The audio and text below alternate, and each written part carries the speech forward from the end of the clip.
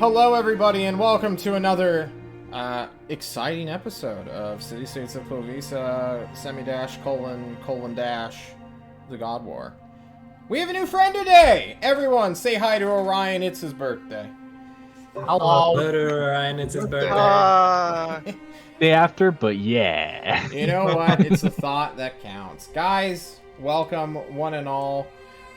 I don't know where to take this exactly.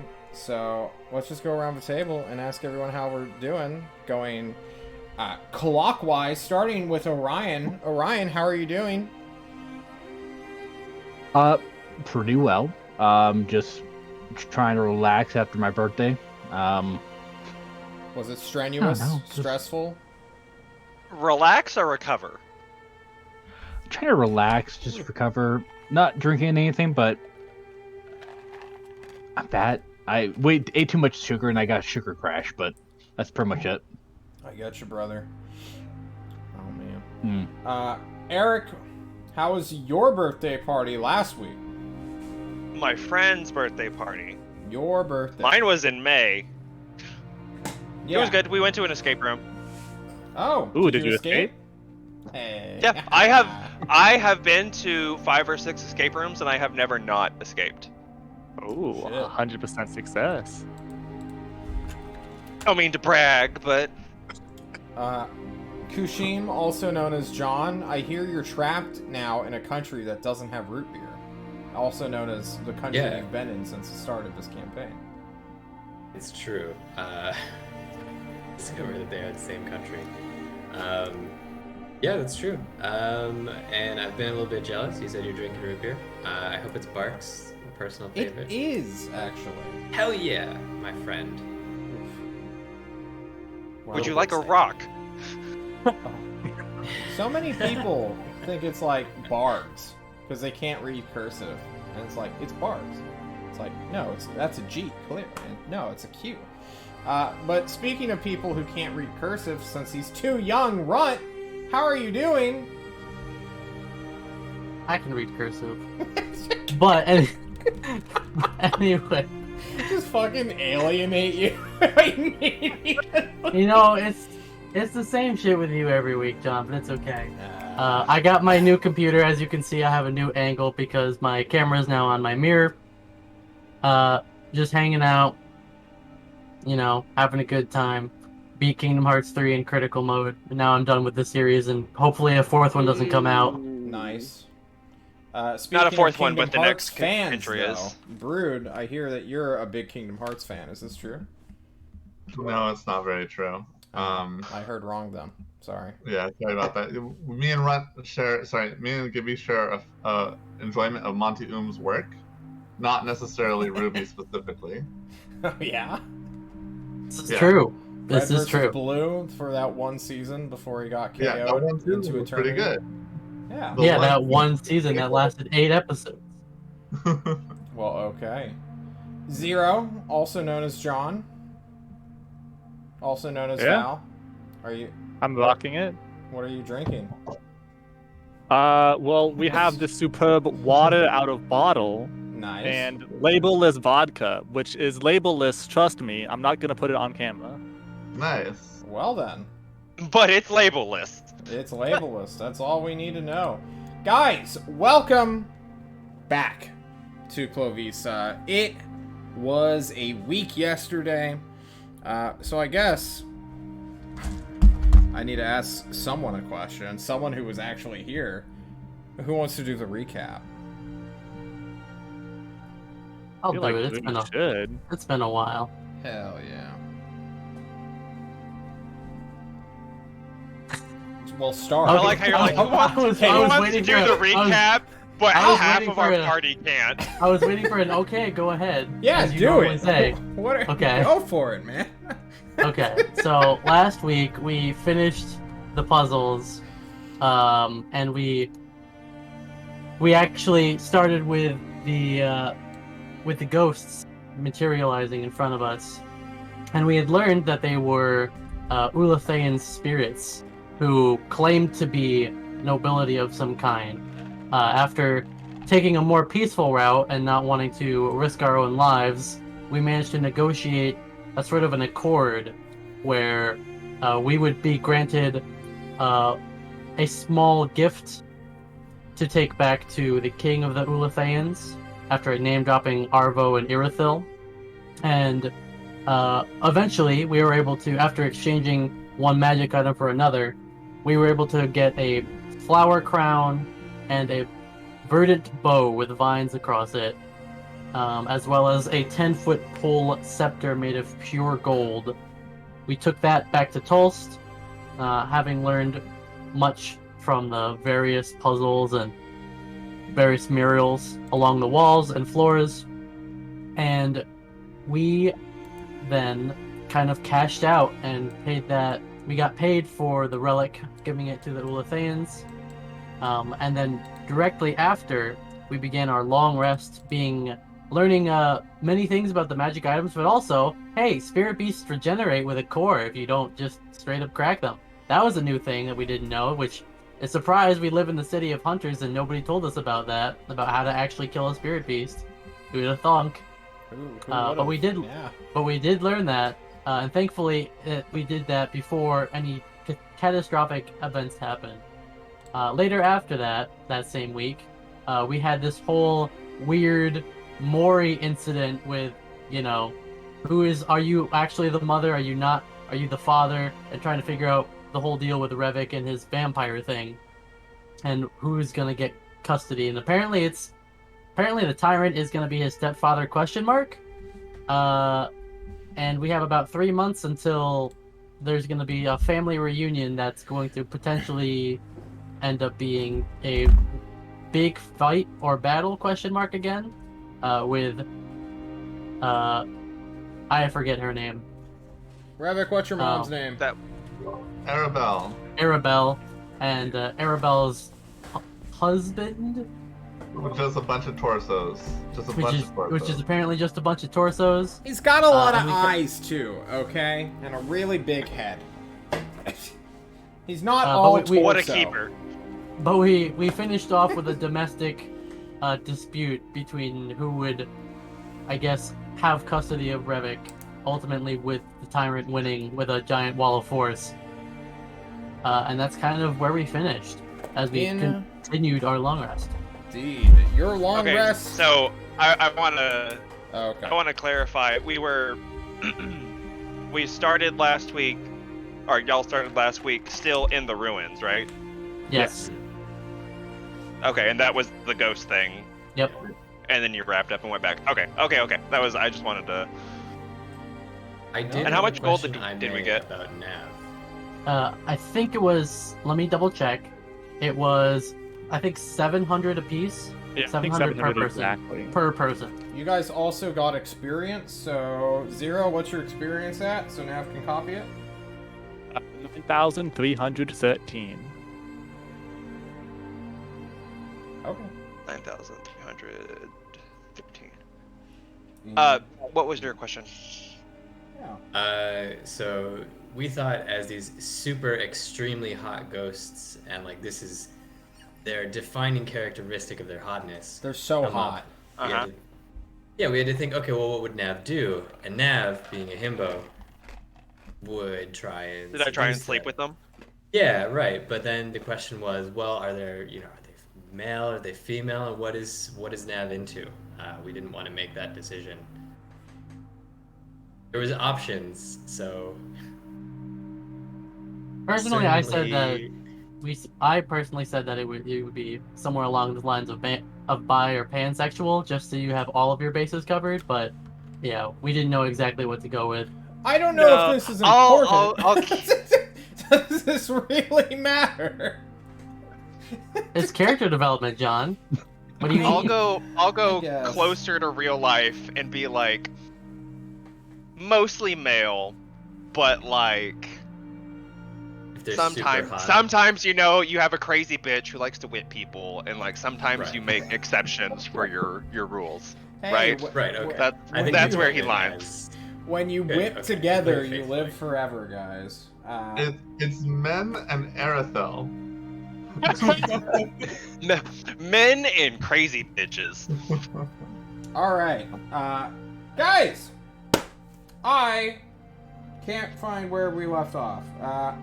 But it must be the 1st of March because the new moon happened. And everybody knows when the new moon happens, it's a new month. Guys, the moon is always full except the one day it's not, and then we're in a new month. That's how this world works. And thankfully, because I know that fact about my world, I know what month it is. It is now spring shifting, also known as March. Guys, welcome to actual spring. No longer are we in that weird transitional period between like winter and kind of spring, but not really since it's still fucking February. We're now in real spring. And everybody knows. Springtime in Tulst, it's just springtime. There's nothing happening, actually. It's really boring and really terrible. But you're here, and that's what's important, guys. So welcome. You are in the middle of a long rest. I don't know how many days you're in. Wasn't it like 3? I think it was, yeah, it's 3. 3? Because that's when the vampire thing happened. Alright, so TLRC. Perfect. Oh wow, the political team is here right now. Oh wow. That's kind of cool. Ray team That's sure. neat. Finally back from the wilderness? No. Oh yes, now they're on their own research mission. Guys, sometime during this week you're all summoned to our favorite room. The room with the 3 tables, and then the 2 tables, and then the no table. The snack room. The snack room, as it has been called. The Naruto room. And let's go to that room real quick, because I don't think people appreciate how stupid it is. So, I just want to drag us down to this right-hand corner, which never really gets much mention, and we're going to get out of here. Because there's a crab playing a piano to another crab who's trapped in a cage. And there's a cannon pointed at that crab. And no one has ever questioned this. It's just always been there. This crab, like Billy Joel, playing his heart out for this one fucking crab that's trapped in his cage. Who's kind of like holding up the music sheet for him. Or it, you know. I don't know what this fucking crab's gender is. Do crabs have genders? Are they anomalous beings who don't need to Yes, procreate? they're- Like, yes, they have I'm pretty sure they do. general, but not so sure. I'm not sure why we're so fixated on this. But, guys, Yes, they do have genders. there is just a crab playing a piano, a sad song, as you guys are brought into the chamber, into the snack room. Crabs look like they could also be a snack.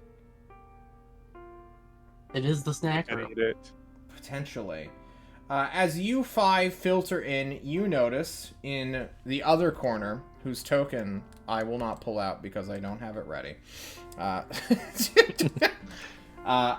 new person, a creature of sorts. Why don't you go ahead and describe your character for us, Mr. Langley? At first glance, from a distance, he looks like a nondescript white male, of only 5'1" tall. He has some broad shoulders that he seems to be wider than he is. He could, if he got fat, to be wide as he is tall, but at this point, he seems just a broad shoulders, small stature, some gray hairs appearing way too soon on his the sides of his hair.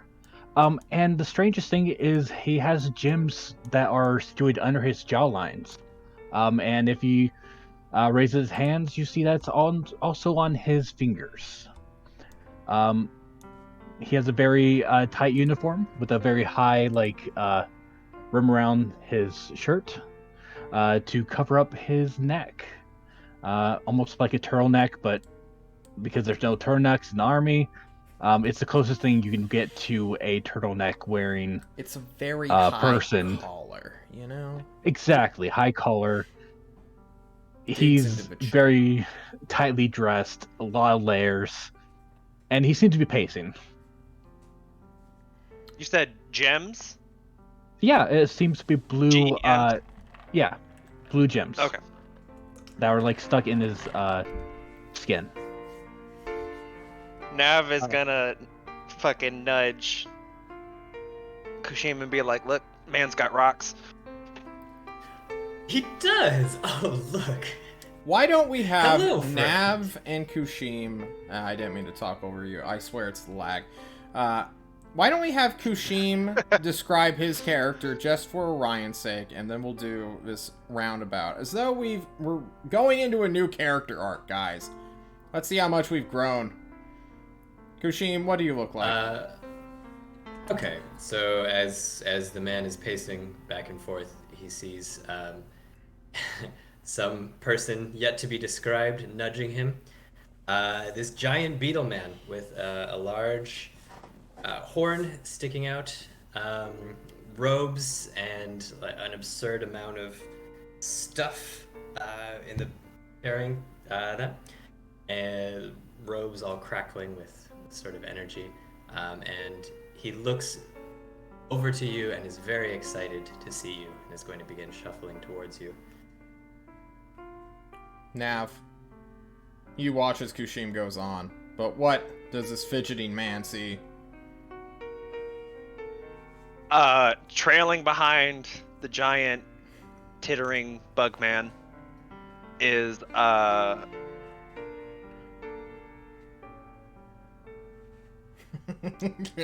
I'm not gonna lie, I forgot what my character looked like. We're gonna make shit up on the fly. Probably like average height. Gray tone with, you can see tattoos. Not like actual, like just like weird geometric line tattoos coming up on his neck, and along bits of his arm. Moderate build. He's not scrawny, but he's not jacked. Probably got like a goofy smile, but there's nothing to be smiling goofy about. And he's just kind of sauntering up behind Bugman. Alright. Bugman and Nav approach you. The other three we should talk about, and I want to leave Revik for last here. So, Runt or Zero, please go ahead and describe yourselves entering this room. Wanna flip a coin? All kids first.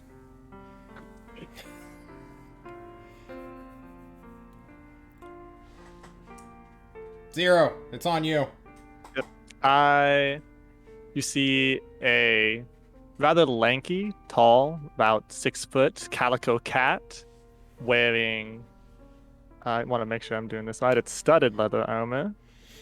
Yes, studded leather armor with a couple small sigils written on it, carrying a badass sword. Like, honestly, this sword, oh, it's beautiful. Would you say chef's kiss? I would chef's Mwah. kiss. Yeah. I guess while coming in, you also see him messing around with a small sack. It looks like there's treats. Looks kind of, you would maybe say cookies, but they're definitely just cat treats. Right? Like, oh shit, someone's here. Let me put that away. Feeding people cat treats this whole time. It tastes like cardboard. Oh no. I never Forgive made the me, connection you don't knock until it. now. I'm trying to think of something else. No, not much else. No real like defining features. Just slim, rather tall. Yeah. Okay. Followed up by Runt. Runt is a 2 foot, 9 inches tall, with some shaggy matted brown hair. He, you would see that it appears walking alongside this cat is a child wearing what can only be described as lederhosen, followed by a small cape on his back. He has a what appears to be a normal-sized blade for a regular human, but probably is a great sword for him. That's in a leather hold on his back, across his backpack, and on his side you can see that there are basically two what looks to be almost children's play crossbows at his hips, with a innocent looking face. But if you were to glare at his eyes or stare at him long enough, you would see that there is no glitter or hint of any innocence in his eyes. No joy. And he simply walks straight faced and unassuming. You walk straight faced like a Terminator, and following behind you, coming in last, maybe 30, 20 seconds, something around there, comes in Revik. Revik, can you please describe yourself to your party? Sure.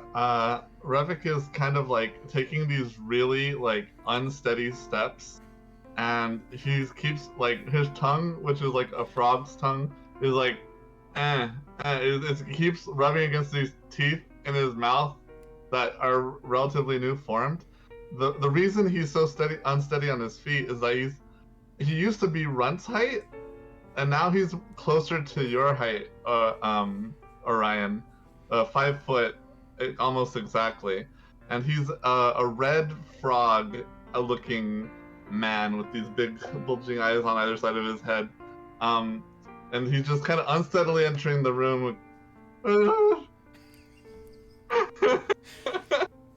and possibly being even more unbalanced than he usually is. But he waves enthusiastically to everyone. He is also the studded leather. It looks a lot like a tank top. He's wearing shorts, and he has a bow and arrow on his back. Bow and quiver on his back. Shorts that are incredibly high cut now, I might add. Yeah, you just lots of legs, lots of frog legs. Lots of legs. Brood, I was gonna ask, did you grow proportionately, or is your torso still, like, tiny and you're just legs? Oh my god! It's whatever you want, bud. Isn't that what a frog is? Like really long really legs and a short torso? Yeah, he's all leg. All right. Tiny body. All right, Jessica Rabbit. You're like an actual jumping frog rather than this derpy-looking frogman now. For what it's worth, I hear I put on a lot of muscle mass, so... You did! In weird necrotic flesh, but yes, you did. Oh, yes. So... Sorry. The red skin is not like, oh, that's a red frog. The red skin is like, is he see-through or is he not see-through? Like, you're not sure. He's quite the character and, well, image, I suppose. But currently, a different Bugman is approaching you, Orion. Please, continue. Hello, friend. Hi. Looking between all of you. I think I'm supposed to be here waiting for you. Hi, my name is Marvel. You can just call me Meager, though. Everyone else does. Okay, friend. Nice to meet you. Glad to have you. I didn't know we were supposed to be waiting for you, but here we are. But what are these things you have here? They look fascinating. Oh, those are just part of my skin. I always had them. Oh. I'm gonna lean in to fucking Kushim and be like, I hear in some parts of the world, like, if somebody has something attached to their skin, it's totally okay to, like, pull on it. Is that so? Can I pull on your gems? That's what I've heard. Well, I have some on my hands if you want to handshake. Grab your hand. Okay. I'll kind of pull. They're not coming off. They're attached. Yeah, they are bedded. They're It makes them easier to find. You're very lucky. Our friend here likes rocks. If you didn't, like, it took me a while to pick up on that fact. Like, I know I could be Oh, confusing, but he okay. really likes rocks. You Yeah, like rocks rocks too? are nice. Oh, good. Here, I'll rummage in my bag, looking for a cool rock for a couple of minutes. It seems appropriate for this man. So, Mr. Okay. Meager, are you going to tell us you're spying on us too? You've seen all of our movements. Like, what's happening? Are you somebody else's dad? That's what the last guy did. Revik says, Revik tumbling over a bench. Yeah. Providing helpfully. No, I don't think so. I was just told by the tyrant to join you guys. You are the ones that were responsible for the incident with the neighboring country. Oh, I think, Provably, you can't prove that. Run's just gonna call out. Actually, all three of the teams have been responsible for some sort of political. Well, we'll just call them events. For now. You gotta be a little. Yeah, that's bit more nice. specific. Are you here for the We're a raid team, very the discovery responsible team? Are you here for the political team, the raid team, or the discovery team, mate? I think the discovery team. That's you guys, right? Oh yeah. Yeah. Oh, you got the right people. Oh, okay. Yeah. I thought so. Okay. Well, don't worry. We're really nice people. We've stopped killing people willy nilly, thanks to Kashim. So don't worry. Not Rivik. That's not something we should really tell people out loud. Oh, Remember, but, we talked about this. but it was to put him at ease. Plus, Oh, we're in that- Sometimes saying less is more, Okay, fair enough. especially with I'll be quiet now. your current appearance. No, you should please keep talking. We should introduce ourselves and get to know this guy. Just maybe pick your words more carefully. No, I we're suppose. not talking about the kids. No, let's not. Let's not Cool. talk about them. I thought that was right. Meager, you have been hearing rumors about these guys for the past couple of months. Their first outing was a success, like a very good success, followed by their second disastrous outing. And then, they were deployed into, like, a military zone, and it's like, okay, yeah, things happen in, war. Like, you get it. But suddenly it's like, oh, you're seeing on the news, like, war children who have been, like, brought over from that region to give interviews, talk about some of them. Specifically about Kushim and how cool he was with the rocks, and this dude named, like, they never caught his name, but there was, like, one other dude who was described to be part of your task force, who apparently started a child fighting ring, like a fight club, and then another dude who was giving them fucking cat treats, with ketchup on them. So I look between all of them. Can I determine which one's doing the cat treat? I wonder if you can deduce that. Oh, okay, yeah. Hi, Yeah. I'm Revik. If you have any questions, I will ask Runt if we can answer it first, and we'll do our best. Okay, I'm a spellcaster. If that's if you need to interview me, I raise like a spell book. Yeah. You're an essence manipulator. We've been sorely lacking. We've really only had one, and Kushim is kind of limited on what he can do per day. He's No, really good at what he does, but it's not so good against spirit beasts. Wait, are you one of those like wizard dudes? Yeah. I am considered one of those. Man. Oh, that's Oh, is that why unfortunate. you're so hesitant? Yeah. You're traumatized by the briefcase, aren't you? Do we need to not Or use maybe briefcases Ozark. around you anymore? He might be traumatized by Ozark. Briefcases? Oh, that's fair. Fuck that guy. Wait, you're a wizard. We've dealt with wizards. You're an asshole. Well, you know, some wizards might. Run. Let's be real. I don't. I mean, I don't disagree with you. I just don't think that we know that he's an asshole. He probably is, but for the time being, let's give him the benefit of the doubt. We are trying to turn over a new leaf after all. Here's a rock friend. I hope you're not an asshole. I hope To be fair, I also hope that's the case. Yeah. Oh, so we're all in agreement. We hope you're not an asshole. Yeah. Great. This is a great way to start meet a new friend. For context, the last okay. wizard that we came across that we had to fight killed 2 of our party members instantly. Speaking of wizards, as soon as Runt says that, like, the doors across from these 3 spectacular desks open up, and there, lo and behold, is Ozark. This old Dumbledore Gandalf young fuck who has grayed out, silver-haired, and crazy, currently ponytails right now. He was feeling more of a ponytail than a braid day. He wears long black silk and silver-threaded robes. He kicks in the door and shouts, "Everyone, shut up!" Hello, No! friend.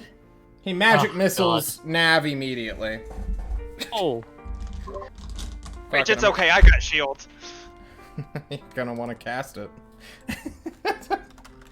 Alright. John's gonna have to burn spell slots in our short rest or long rest. Damn right. Suffer 29 damage. Alright. Use shield quickly. Using your reaction. Everyone! You can't cast shield forever. But I can cast magic missile all day. Alright, Oh, hit me, everyone! Daddy. Sit down. Tyrant is incapacitated, so now it's my time to talk. Wait, what? What? happened then? What happened? What? It's his heart day. Oh, never mind. Wait, What? What do you mean? Never mind. was it a good thing? Is he getting a I thought he pacemaker? was in danger. Well, his heart has stopped, so it's fine. That's oh. It Okay, happens. sorry. Revik, look, making him your dad made his heart stop. He has 3 Oh my God, I people killed my dad.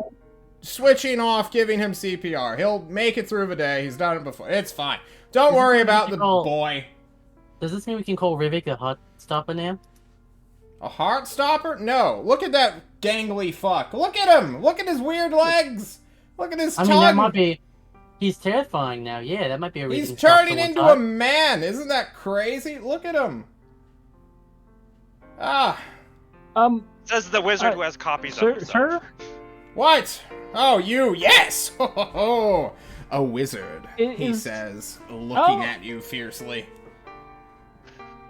Is this related to the thing he mentioned before about the vampire thing? The pianos stop. The crabs turn and look at you. Ozark crab looks at rave. the crabs. He lets out Ozark clears his throat. And the crab begins to play a new song. Is it Crab Rave? It is not. One of them, the one trapped in the cage, pulls out a tiny little flute and will begin playing with it. We do not speak of a vampiress while the sun is out. She could be lurking in the shade. And he, quickly fidgets around. I don't see shade anywhere.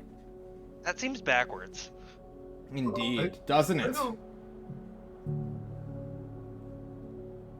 She's haunting our halls. I have been dedicating some of my simulacrums to put her back where she fucking belongs. But in the meantime, we have you all to deal with. And I have a question for you all now that you've met your new... And he looks you over, Meager, and he, truly gazes at you as though he is detecting your spell level, and you are beginning, to feel this familiar thrum in your chest whenever you see a wizard. This guy's a wizard. He's standing at the top of a wizard ladder, Meager, and one day you will have to beat him if you wish to continue to become a wizard. And he's just staring at you, eyes wide, looking at you.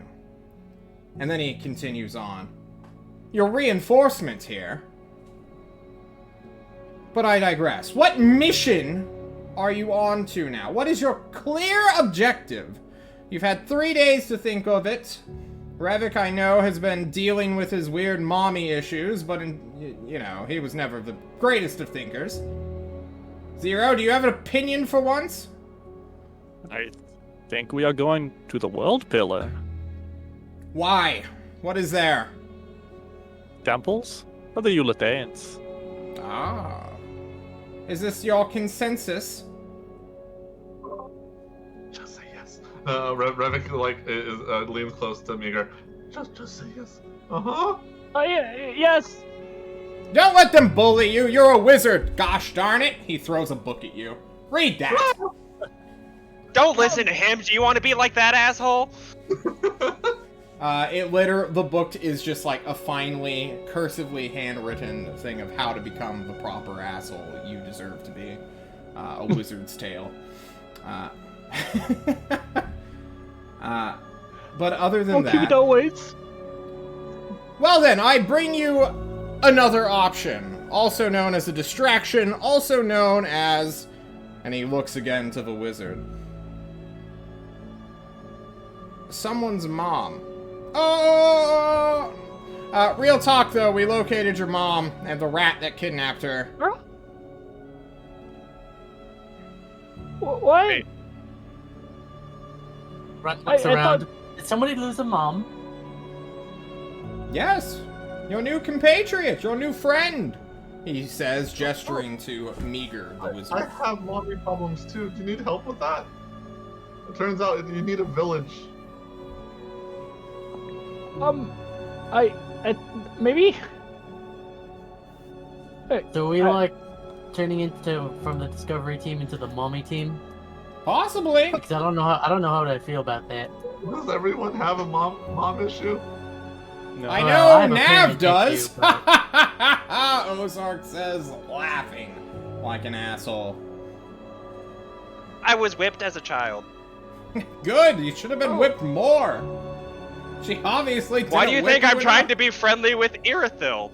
Well, you know, like her as much as you can before she goes home in 15 days, and then you're gonna be trapped with me. I'll just kill myself. I'll do it for you. What about my mom? Oh, yes. Mommy? Do you remember old Muskie? The rat? Maybe? Maybe? You don't remember the traumatizing event that brought you to us?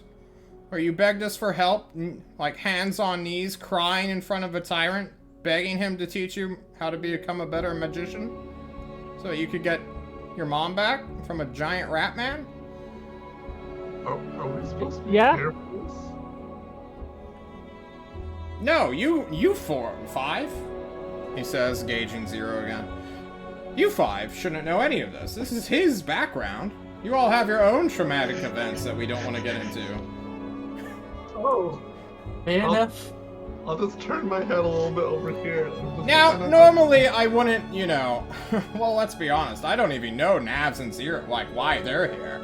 But you, we care about, Mr. Meager. Mr. Langley Meager. Because your mother knows how to make common healing potions. Oh, is that But- just a delectable Are these prize two for all groups? of us? Runt will slowly raise a hand. Yes, Runt. So what about the Greater Chemical? Do we have an update on him and what the other teams are in relation to him? The Alventori are radio silent, unfortunately. I believe we can hold their children hostage child hostage, until they give us a proper response. And who is that child? Igor. Runt just like his face shows visible disgust and like exhaustion at the name Igor. It's just like,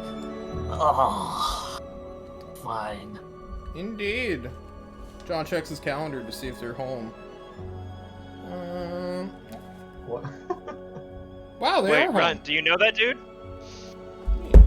Yeah, I do. Hey, any of you, don't ever seem to heard like of 'em. any of you ever heard of Xenorth? Oh, you don't have to worry about that one yes. anymore, Runt. He's had what we What? call as a character heel turn. He has come to understand the error of his ways and owns a ship now. He owns an airship. What? He took it over through an act of bravery and just pure charisma. He's also rich. Like, actually. That doesn't sound right. Oh, yeah. Seriously. What was We're it gonna like? have- Less than it was like a week ago now. At this Yeah. point, that I saw him basically drooling over a pile of books that he didn't even know how to read. Well, I don't know if he can read, but, you know, at least he knows that Xenoph's the shitter. He renamed his airship Xenoph's Betrayal. Weird. Melodramatic.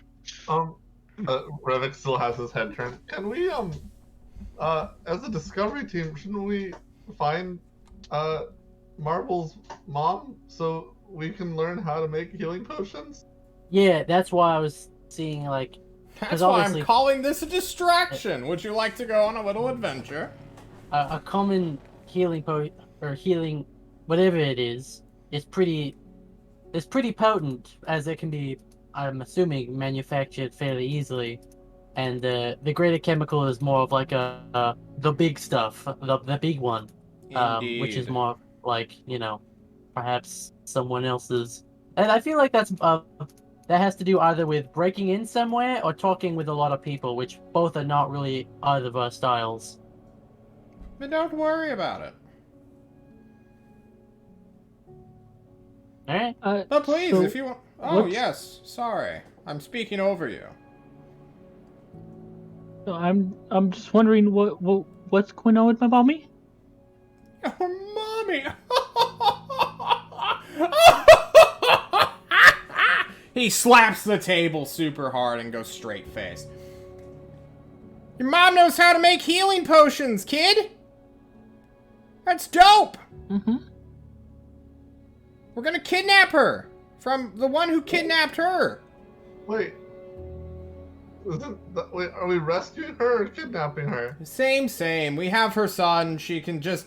We'll say that, you know... You know. Is this what you want, friend Marvel? Like I said, don't be this asshole. Yes, leave her in the clutches of an evil rat man instead. That helps everybody. Maybe she's come to I didn't like say him. that. I didn't say that. I just said don't be like you. 'Cause you're a dick. Okay. You know, you're right. I don't want a stepfather as a rat man. A rat man Good. as a stepfather. That's a good aspiration to No have. racism here. I just out. No, it's an evil Let's rat. find Don't him. worry. We have ties to him and Grug. Oh God, not again. Again, yes. I don't like rats in general, I guess. If the rat man like Grug, you know? we kill Wait, it. isn't Grug the one who killed people last time? Yeah, Grug Yeah. killed our friends. And also, He nearly Oh. killed all of us with like a single spell. It was actually impressive if it weren't for the fact that it murdered a bunch of us.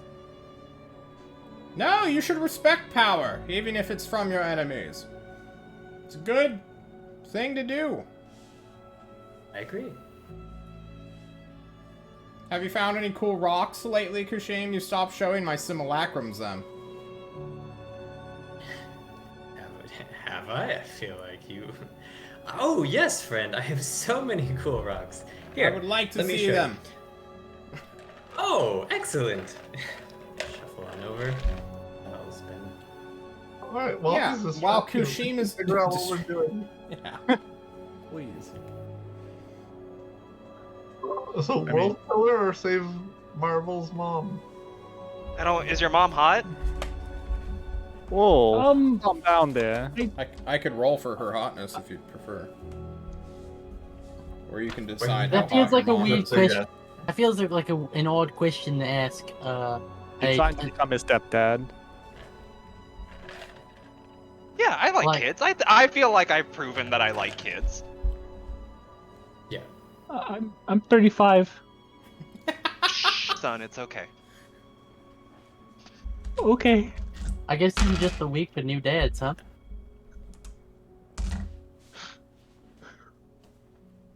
Anyway, regardless of hotness levels, I feel like saving the woman is a good idea. We need our new friend here to be combat capable and not distressing about a dead family member. And honestly, Seems I'd like rather not have to pay another 300 gold just for a single healing potion. Is that how much that Because, costs? It was well, yes, but it was more potent than the more basic stuff, but it was still 300 for a single one. Granted, that did save Nav's life, but it was still 300 gold at pulp. So having easy access to something like that seems not imperative to, that could help us with the world pillar later on. Might save some lives in the other teams as well. Yeah, give it to Arvo. Sounds real good. Well, from the sounds of it, she knows how to make them, and we won't even need Arvo for that basic process. I mean, if 2 people can make them. Right, we've bit this hook. Zero. You can put healing potions in your cakes. bit Mix it this in with the hook. batter? That's so fucking metal. Holy shit. I'm sorry. That was an out-of-game aside. I don't know if they'll keep the effect. I need to cook it pretty hot. Oh, okay. Well, that was just an idea.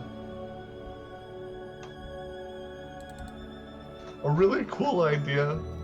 A creative freedom. Don't worry, Revik. Your idea is so cool and innovative. Yeah, we definitely listen to you all the time. Like, I know you told us that a lot of people tend to ignore you and what you say, so we're trying really hard to integrate what you think into the rest of our plans. I really appreciate it.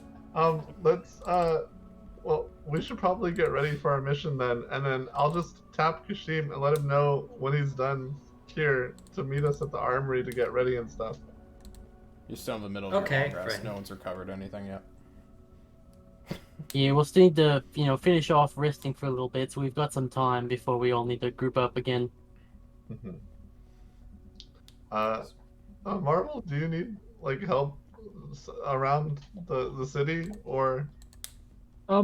I've been here for a couple months. I know some ways around. I spend a lot of time with books, but I should be fine. I don't really need much. Oh, okay. Runt's writing a book. Maybe you could bond over that or something. Wait, Bunt's writing a book? Yeah. Whoa. It's more of like a journal, but yeah, I suppose you could call it a book. I mean, it's in a book with blank pages. And you're mostly. writing it. And I am writing words in it, yes. So this Yes, is what quartz looks like, huh, Kushim? Oh no, friend, this is not quartz. This is rhodolite. It's a common Rhodolite? mistake. I see. Indeed. Well, this is Would you like to always see some quartz? No. Anyway. Understandable. It is better felt. Here. He takes your quartz and just pockets it immediately. I'll feel it later. So, time is short. What have you decided? Guess we're gonna save the lady. Mm-hmm. How noble and heroic! Wow, I didn't expect it from you, the child killer. Well, it's more of a selfish thing. Ah. Don't take it too far. Also understandable. Good for you. You're both logical and heroic now. Even if you don't want to be. Alright, I'm gonna leave and go check up on my shitty son. In the meantime, nobody die. And I'll see you guys in... Well, I'm always watching. And with a cloud of smoke, a snap of his fingers, he's gone. Truly the devil himself. Or, he melted through the floor. Either way. So, new guy. Why don't Yeah. you tell us a little bit about yourself? We don't actually know much about you other than your mom's missing, you're a wizard, and you've only been in Tulsa for a few months. So spill your beans. Well, I'm always considered a meager excuse for person, but I devote myself to books, so I'm good with those. Wizard stuff I'm okay with. I'm doing Oh, better. let's see. Can you Well, show us what some is woogie it? woogity? Yeah, show us some essence manipulation. Show us what you can do. Just a basic display. Cast fireball on them. Oh, Do it now. I'll just do normal presentation. I will create like a small like action figure, like small thing of Kashim. Oh my lord! Oh, It is the Kashima, looks like you Kashim could friend. you could be in Castle Power if you look like that. What is castle power? Oh, I'll have And to leave you. scene. Guys, you have 4 days left of this long rest, since Nav lives on basically just hit die, and his spells come back on a short rest. He's ready to go whenever you guys are, so we don't have to worry about being magic missiled interrupting a long rest. Or do we, Nav? Question mark. How are your resources looking like? Mine? Oh, yeah, yours. You are Nav. I'm actually pretty good. Okay, that's what I thought. I was at 3. I have 3 hit dice left. Well, you might as well fill them back up to full. It's been a couple days since you last checked your sheet. So, I guess we're doing downtime actions and then starting on a new quest. So, we have 4 days for our long resty boys to get their stuff back. What would people like to do during this time? Anyone? I have a sword that I'd like to get enchanted. Okay. I I want want Uh, to it's to. the see how much gold it costs. Okay. You can head down to Arvo. Arlo? No, Arvo, excuse me. I played with a guy whose character was Arlo, and it has fucked my entire vocabulary up with this one character. So, you go to Arvo and talk to one of his apprentices as he is having a meeting with his granddaughter, Irithil, at the moment. You will be informed. Let's change the music to something a bit more Halsey. More noble. No, more regal. You're in a tyrant's court, for goodness sakes. Tubas. Oh yes, the most fitting. regal of instruments. Yeah, it's Tubas. fitting. Truly. You go to the Ulathane quarters that are somewhere within the court. It's always a maze in this hell hill. Well, weird place. The subterranean realm that seems to be on the outside, but clearly isn't. You and Revik, who have an interest in going to look at enchanting weapons, do so. Who tags along, if any?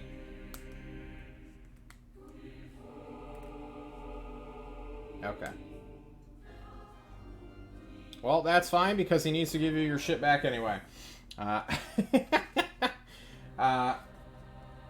While you do this, I do want actions that I'm going to write down and then just go down, because I'm tired of doing long rest downtime days in such a messy and chaotic order. So we have Runt and Revik doing their enchantment. Nav, Kashim, 0, Meager. I wanted to see if the armory had any free enchanted stuff I could take, like new stuff. You like +1 longswords? Not really. My +1 Dex longsword is a little danker. It is a little danker, isn't it? No one's been donating to the armory, bro. I don't know what to tell you. I'm sorry. It's fine. Everyone's hoarding their wealth like the maniacs they are. Other than that, I wanted to see if Miga wanted to go fishing with me, go for some drinks, you know. He's part of the party. Might as well raise some morale. Because I paired him last time. If you would want to go for fishing, I would like to try. I never tried it before. But I would like to try to see if I could find a spell called Mind Spike. It seems to be very useful, and it might be come in handy in the journey.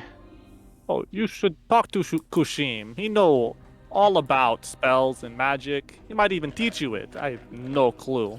But when you have free time, I am best fisherman. Last time, caught bird.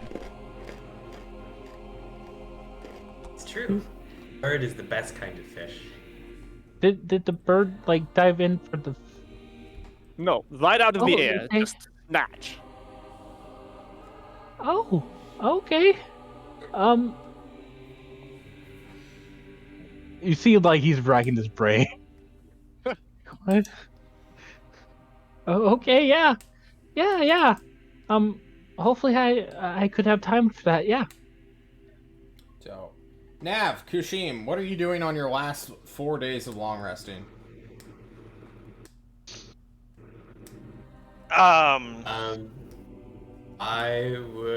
Water breathing ritual possibility. You want to pick up the water breathing ritual? Yeah. No. Did you already get that? Invite. Yes, but then we didn't roll for the time and all that stuff, so I wanted to sort of, I guess, not cheese it. Oh, then roll me your days, because apparently Warlocks of the Tome just get to auto succeed on this. What is it again? It is 1d2 per spell level, so it would be 3d2. Okay. Yeah, right, 'cause it's only... Okay. Oh, slash. That's not how that works. 4 days, perfect! All right. You'll finish the spell right as you're about to go to your new mission. Quality. I would also like to invite Meager to come over and look at my rock collection. Maybe compare his gemstones to the rocks out of. You're comparing stones? That's right. Mav can come compare stones. I'm sure he's all about that. Yeah, I'll join in on that. He just shows up in a banana hammock. I was about to say there might be some confusion, but Kushim will not notice. Nav, is there anything you want to do on your own?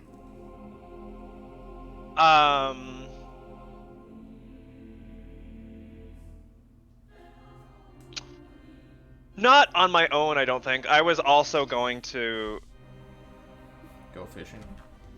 Invite Meager to go do something, but I would probably join in on the other activities that are going on just for brevity's sake.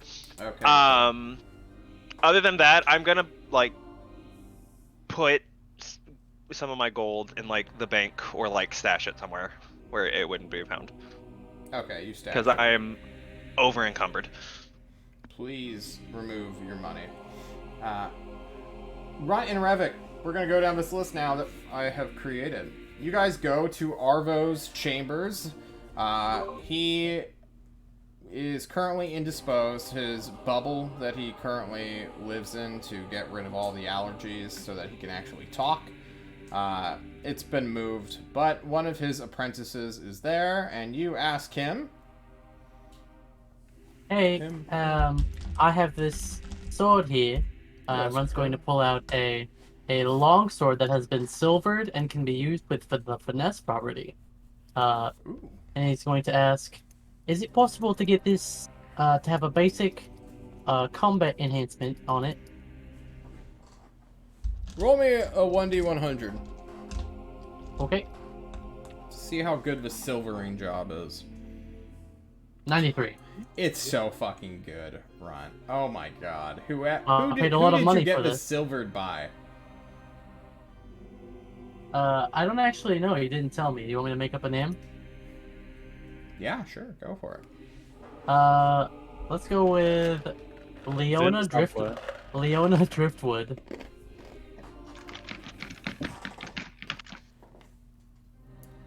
The man. The female apprentice of Arvo and Ulathaean of some... You know, it's always hard to tell with these people. Who knows their age? Is astounded as you bring back one of her people's ancient long swords. Silvered, shining, 7% off of perfect silvering. And her mind is like blown by this. And she looks up at you. You want to get it enchanted? This is art. Oh. You want to bring this to a battlefield? Well, if it's art, you think that perhaps paying us for it would be more beneficial for me to get basically replacing this art piece with other weaponry, or to simply use it in battle, because we're kind of strapped for certain kinds of weaponry that is effective against all things. She sighs. We recently went up against spirit beasts, and I didn't have any major great options against them. Yes, I understand. I'm just... You have 500 gold, so I can turn it into magic. Well, how much would you pay for it if I were to give you it as an art piece? You're haggling me. We don't deal with that kind of negotiation here. Our Well, services are at your disposal. Fair enough. Yes, I do indeed have 500 gold on me. Well, hand it over, subtract it from your sheet. Okay. And by the end of your long rest, this silvered finesse longsword will have a +1 property to it. Hell yeah. Okay. Revit, you came along. Do you have anything like for sale that is effective against spirit beasts at the moment? For sale. Oh yes, we have this beautiful +2 short bow, which you have so graciously let us research before claiming it back. Oh, do you have anything else? I don't think you understand. We're not merchants here. Right, but like, let's say a spirit beast showed up in Tulsa, what would you use to drive it away? I wouldn't. We have Okay. people for that. Okay, so alright, well then I Called the have division of labor, you gangly limbed frog creature. Jeez, just Don't let it get to you. Don't let it get to you. I have this dagger, and he holds up just the marble gold shank, and he's like, That's "How not much What? What is this? It's a shank. It's sort of like, you put the pointy end while carefully making sure you don't stab yourself. That's not a Didn't that- knife. That's Didn't that come literally from a Didn't that piece come of from brick. an artifact that broke into pieces, Rivik?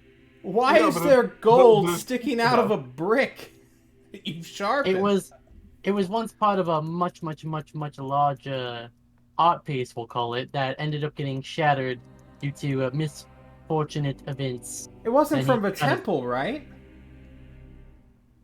Rod's gonna look at Revik and just not Oh say anything. no! You destroyed a valuable art object? Who said that? Who He said did! we destroyed anything? It's implied heavily. We collected a destroyed artifact. To be fair, it was an accident and not intentional, and we were actually trying to get it back here safely.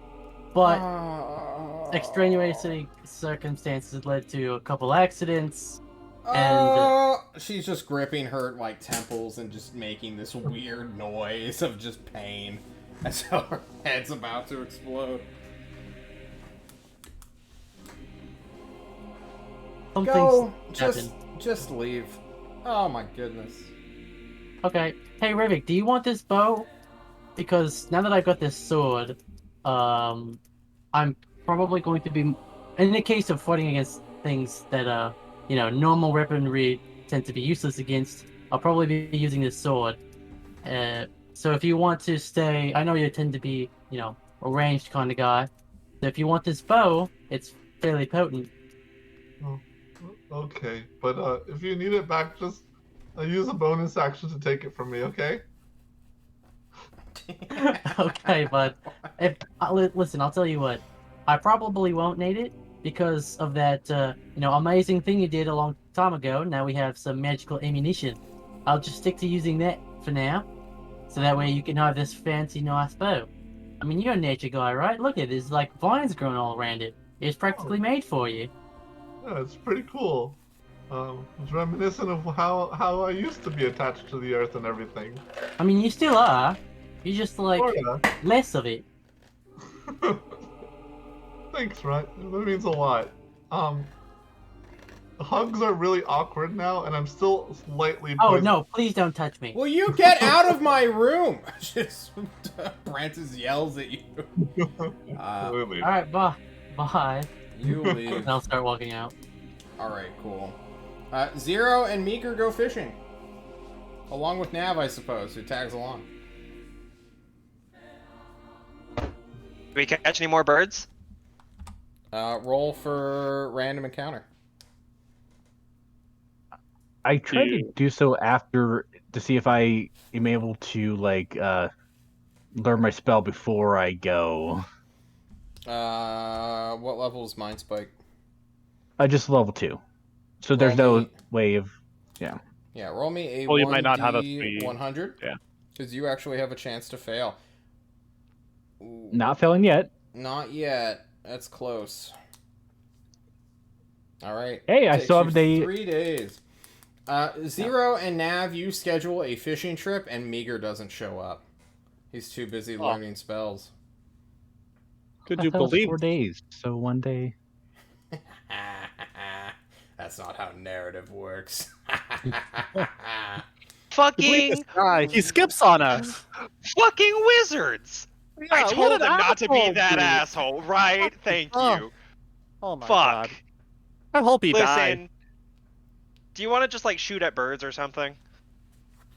Wait, I did that by accident last time, but if you want, Well, I yeah. mean, but like for real this time.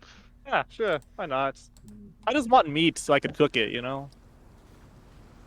You guys go down You're to the coming for ocean, birds? but you're so mad. You're so filled with bloodlust and bloodthirst that it scares all the avian creatures away, unfortunately.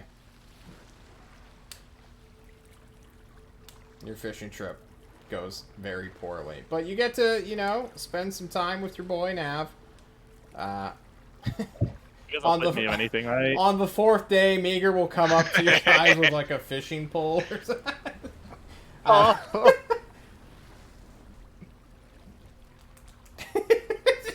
Fuck you. Oh, he's so sad.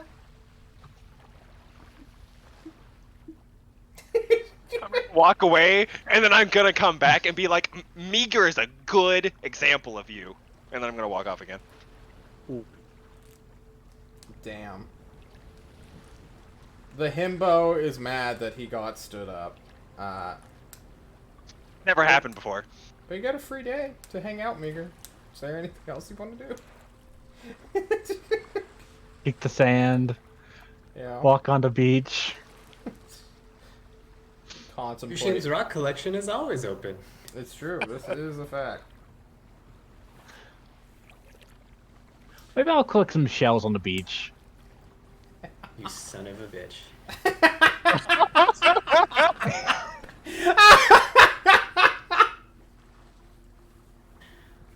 All right. The last 4 days goes uneventfully. It is peaceful. The tyrant comes back on the 2nd. He survived his whatever the fuck it was. It is now Thursday, the 4th of March. And with that, before we go start our new adventure, I have to take a little break. We will be right back in just a moment, team. See you soon.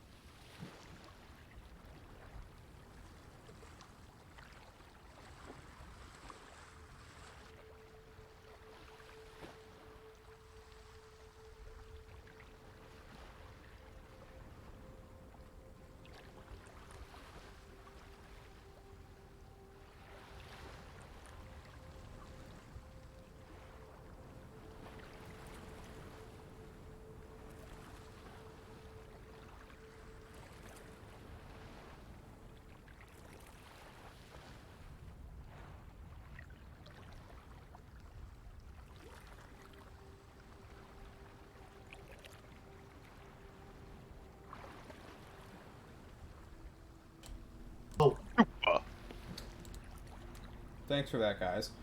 We're back. Gentlemen. The Chevy Silverado, huh? That's your new... That's the sword's name? That's what you want to... Don't know what you're talking about. That's what we're No, calling that's a it? Chevy No, Silverado. it's canonical. That's the sword's name. I named it Runt named it Chevy Silverado because it's a silvered sword. And he thinks the word Chevy sounds really cool. I'm sending the sniper after. Cheve in Spanish is beer. Sorry. I'll stop. All right. Sorry. You guys reconglomerate after that contemptuous 4 days go by. Not only Zero and Nav getting stood up, but Kushim as well, by your new friend, which, as he shows his face to you all... Kushim doesn't notice. Okay. Yes, Revik? Are we gonna do our inventory, like, to refill our supplies right now? Or is that later? Should do that as, you know, part of this. Because you guys are now gonna get the mission details. Because it's gonna be rather self-contained, I believe. Question mark? Yeah. Okay, can I just grab some extra gloves for Marvel? Yeah, some Just, latex like, gloves. for onboarding onto the team. Just like... Yeah. You can get him Alright. some dishwashing gloves. Okay. Revik approaches Marvel like, hey, so now that you're part of the team, these are for you, and he holds out like these dishwashing like rubber gloves. He was like, sometimes like some friends will be unconscious. If I'm ever unconscious, you can't touch me because you'll get poisoned. So you gotta wear the gloves. And so this is sort of like, welcome to the team. Okay, yeah.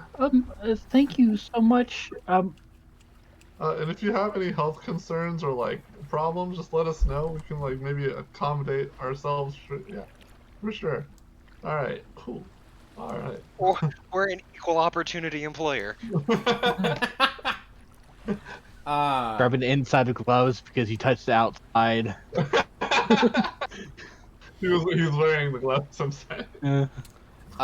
You all are, well, meet back up in the snack room, as it's currently called, and I think we're going to stick with that from now on, because I really like that name for this somewhat serious meeting room that was prepared for you guys, just to talk with the tyrant. And he's back. The boy, his bodyguard, you know the spiel by now. Everyone has heard of the tyrant. Everybody knows him by fucking sight now. And he is there, chipper, as though nothing went wrong, as though his heart never stopped beating, apparently, for an entire day? Question mark. And he's there with you in the meeting room. And calls out. Hey, Revik, look, you didn't kill your dad. It's Son? a great relief to know that. Well, because I'm glad to see you're up and about, Dad. It's no big deal, son. You know, sometimes you fight a vampire. Sometimes your heart stops beating. Just part of life. Yeah, what's up with that? Oh, you know. It's Is magic, that isn't separate it? from the vampire thing, or is that like It's separate. because of it? Yeah. Okay. True. Is that like a usual thing to happen? Like a once a year thing? It's monthly, but yeah. Ooh, Do condolences. other parts Do of you your want a body hug? Stop working? No, don't hug me. Okay, that's fair enough. I'm sorry, what was that, Kushim? My good friend who's selling Other rocks parts to of- my simulacrums? Oh, I would never sell them, friend. Oh. Do other parts of your body stop working? What's that supposed to mean? Like your ganglia major or your what do No. humans have? Lungs? Yes, my fellow humans, like you, Kushim. He taps his tail. You know what? Someone give me a persuasion check to persuade the tyrant to give up his secrets. Nav, Kushim, Revik. Revik, you're his son. Maybe you can pull out the son card. Well, I mean, okay, sure. Nice. Oh my god. Revik, or not Revik, Nav. Nav, what do you say to the tyrant to get him to spill his secrets? Yes.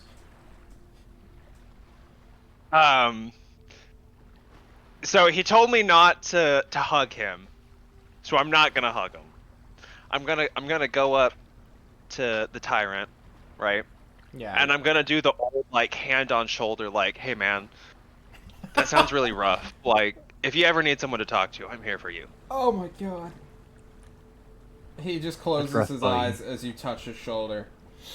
He sniffs so hard. His face. Oh, he doesn't want to cry. He's gonna cry, Nev. Nev, bring it home. He says, crying, truly tearing up. This 20-year-old guy, this kid, wraps his arms under your armpit and over your shoulder, Nav, as you guys hug it out. In the meantime, what's the rest of everyone doing? Revik is wringing his hands because he's feeling very jealous.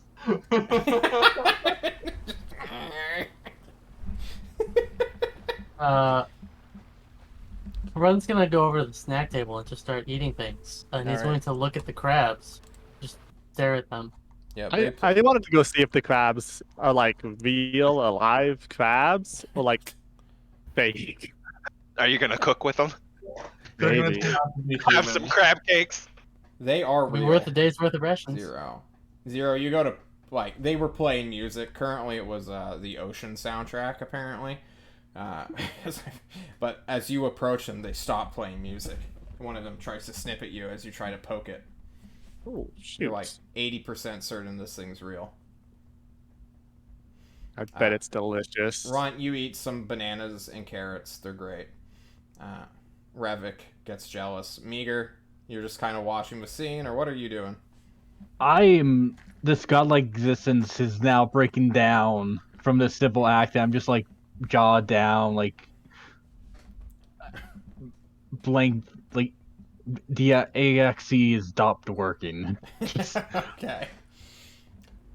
Nav, the tyrant hugs you. Your mind is just beep. Like his Anyway. heart yesterday. True. True. Really true. Nav, as you're hugging this guy, this kid, your eyes open and you see the bodyguard. Still raising her. Oh, she's like an inch from slitting your fucking neck open.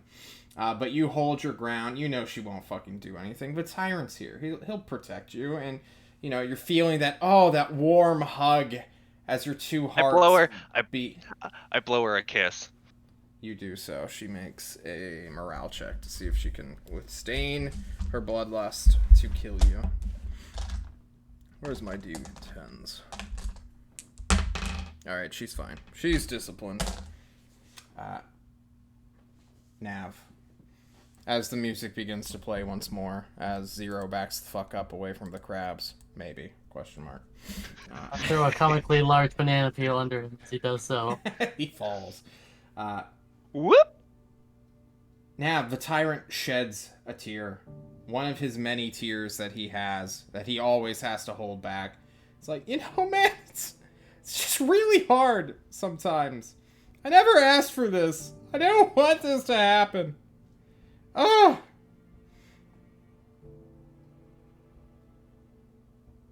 I know that it always seemed like you had it rough, but you do a really good job of keeping on a cheery face for everybody. Oh my god. And you know, we probably don't ever like actually say this, but like we all appreciate it, and we appreciate you. Oh, he cries. And he'll keep crying. And because John forgot your question that you wanted to ask him. So I don't know where to take the dialogue. We were talking about spilling his secrets. I think about the heart. Right. Through his broken speech, because John is actually tearing up when he does that voice, because that's his fake crying voice, and it's like in my It triggers blood. real crying. Yeah, it triggers real crying now. You will find out that, he was a homunculus, or created as one. This isn't too big of news to anyone, but, like, the thought of that, like, truly sinks in for everybody. He was not born to a mother or a father. He was not raised as a child, but he was created. He was designed to be this person that he has become, or at least the physical body that some other creature was supposed to take over. And, you know, it never did. And now his body's paying the consequence of that, or something. It's, you know, he's crying. And it's a sad, sappy tale. But he's 20 years old, and if he wasn't as powerful as he was, he would be dead by now.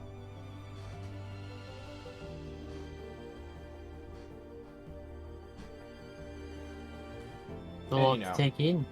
10 minutes go by, and he eventually stops crying, wipes his eyes, and then, as though a switch has been flipped, he's back to being that bright, cheerful mood, as though he'd never just, you know, shed a tear in his life, as though nothing went wrong these past couple days. This is just an average day. He's like, all right, thank you so much, Nav. Go have a seat. Let's all talk about me, Mr. Langley's mother. Mr. Langley, your mom knows how to make healing potions. You might not have thought that strange, but it is, in fact, a rare oddity, which we, Tolst, cannot afford to pass up. Also, she was kidnapped by ratmen. We'd like to free her from ratmen, who have been a constant thorn in my side, well, our side, for the past year and a half now. This discovery team, he says, this task force unit, has had losses. Casualties were inflicted by rats. Kind of embarrassing to say, but these rats are packing some serious magic. They clearly know what we're doing, or they are doing, and what we are doing, because they are throwing roadblocks in our way, kidnapping people who know how to make potions. They're readying for war, it appears. Even now, he just makes a snapping motion. 50 dead rats just fucking crossed in my perimeter line, and just obliterated them. They're just wave after wave of rats. It's unbelievable. I go unconscious for 24 hours and there's like 10,000 of them in my city. But it's fine. Your mother was located, thanks to you, in no small part. We have a possession of hers, or at least a thing she created, and thus we were able to scry upon her. I'm told you are a diviner yourself. Is this correct? Yeah. Yes, I am. Though I only starting to go into the divine path. No, it's Finding understandable. path. It's a hard field to go into. Seeing things from thousands of miles away, potentially over... Well, I don't know. I don't have access to any scrying, so I can only imagine what Ozark goes through, since he too is a great diviner.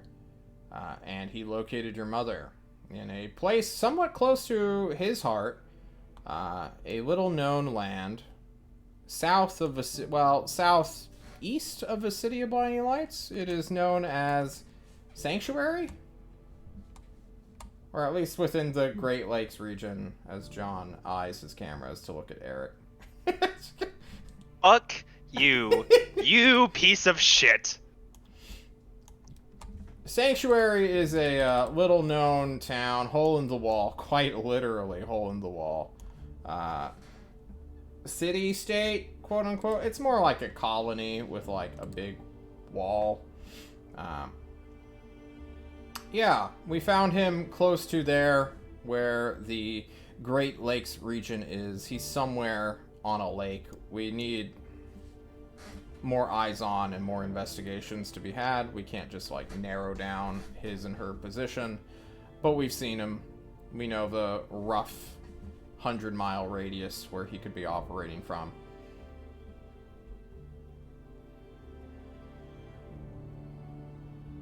So, how exactly are we going about this? Are we taking the judgment of longing again? Unfortunately, no. Irithil has to go home for this month. She is scheduled to take off soon and won't be back until 20th, 25th, something like that. What about my ship? The What? DD2, yeah? Yeah, that one. The airship we were supposed to have claimed from Rick Silverback in Destry. What? No, the one that Irithil took from us, and Alright, we need to talk about this, guys, because that's not your airship. You didn't earn it. That was all her. I thought we went over this before, but, like... Even if I wanted to give you that ship, which I don't because I'm using it for different stuff right now, it wouldn't be able to make the journey. There's too much space between... Like, we need a transport vehicle, or one that has unlimited range like the Judgment of Longing does. So then, what will a course of action be? Public we transport. bought a football team to give us a ride, or rather, sorry, the raid team. Their craft is too short range too. They don't have a transport. They have a Corvette. It's one of the smallest, most pathetic airships I've seen, but it is one. System? I'm sorry?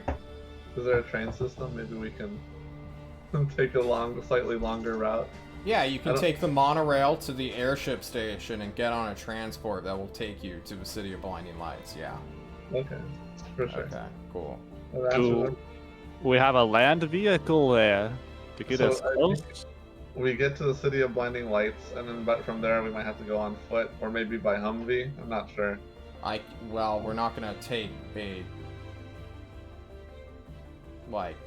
one of our few vehicles out into the world on a public aircraft, right?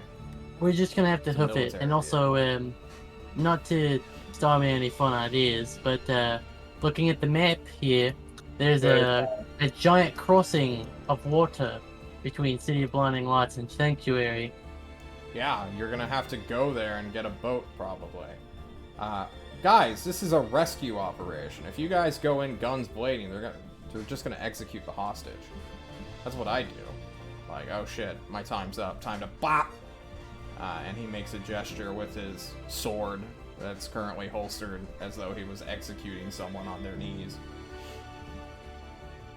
So, I'm expecting you guys to be a little bit more covert than the previous couple missions you've been on, since no one, the last couple missions were you guys going in guns blazing into an active war zone, which, admittedly, you did not need to be covert in. Yeah, I think I would say we have the capabilities of being subtle. We just really haven't had any opportunities to do so, or any real reason as to why we should. So this might give us a good chance to do so. Perhaps. Well, I hope for Meager's mother's sake. God, that's a tongue twister. Anyway, I don't know what else I can say or do to help you on this mission. We'll get you the actual grid coordinates, and maybe we'll have Shade, spring in time to time to help you adjust your bearing, because we can scry on his mother from here, and then we'll just have Shade relay the information to you guys, right? That's kind of pointless to give you when How long is 300 miles on foot? it's like 300 miles still. 10 days, 11 days, something like that. Thank you for that. Hey, Kushim. Yes, friend. You know how to read maps, right? Like not like the big ones, but like a more localized maps. I love maps. All right, and you know how to use a compass, yeah? Yes. All right, then I am designating you as our navigator once we get on the ground outside of the City of Blinding Lights. I'm all too happy to serve in this role, friend.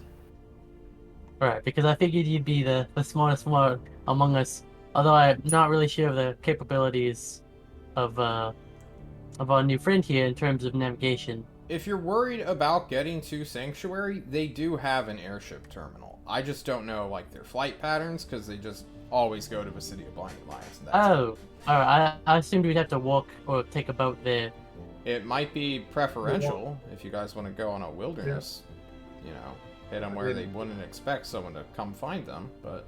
Yeah, if we go on that plane, wouldn't that kind of give away the whole point of us going? Or, well, I guess they don't know who we are.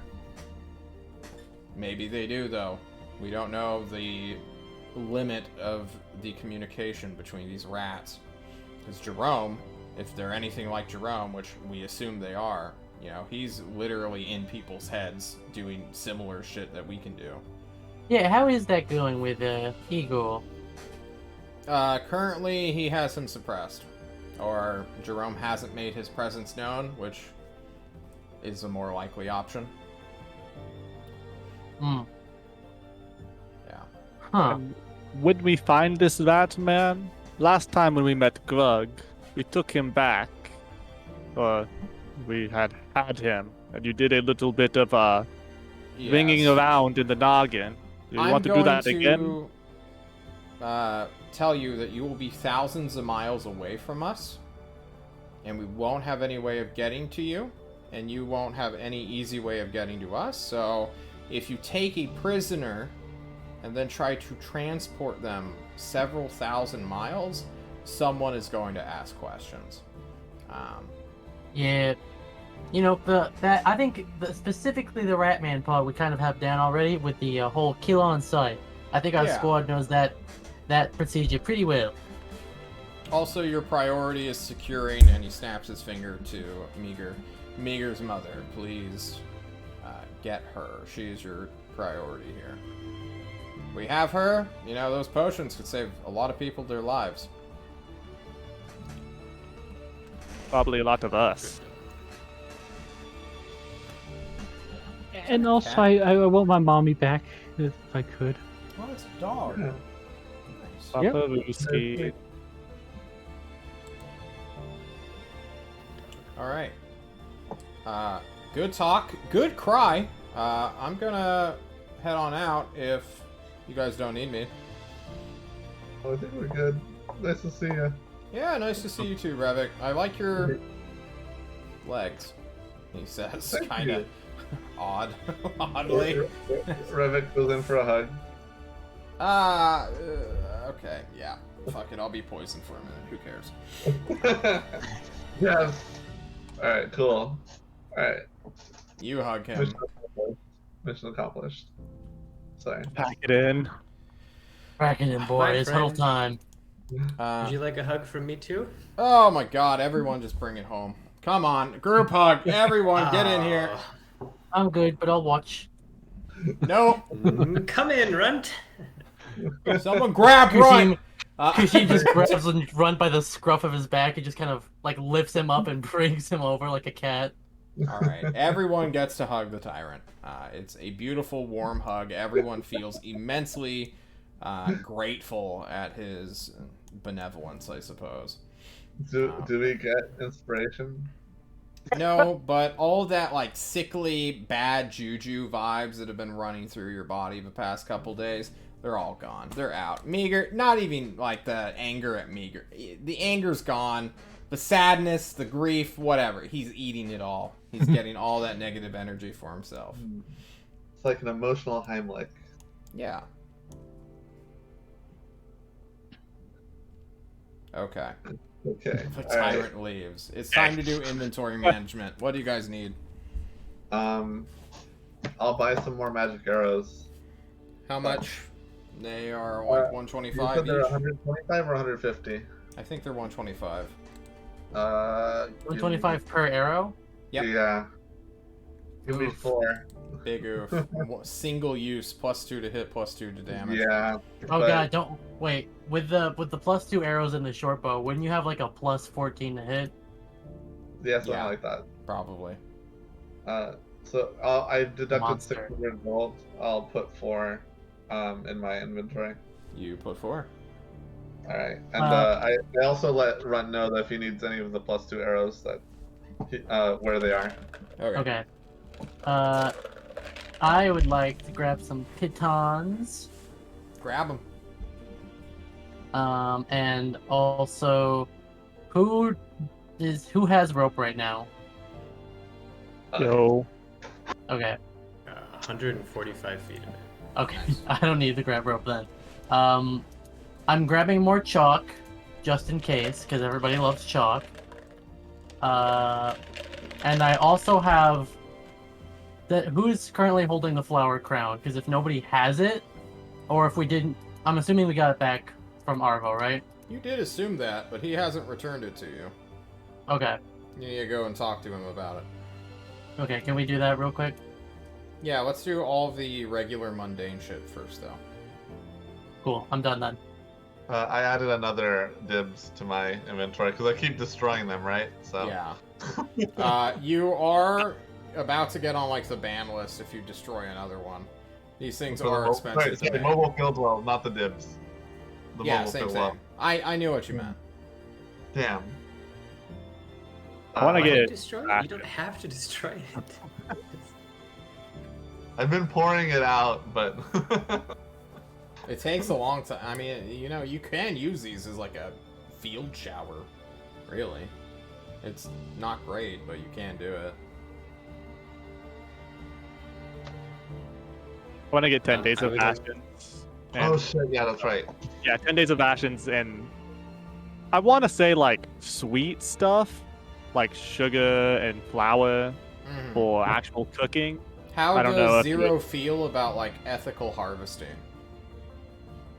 Uh, Because sugar comes from like a plantation in the Isles of Flavor that Yeah. utilizes child labor and slavery, basically.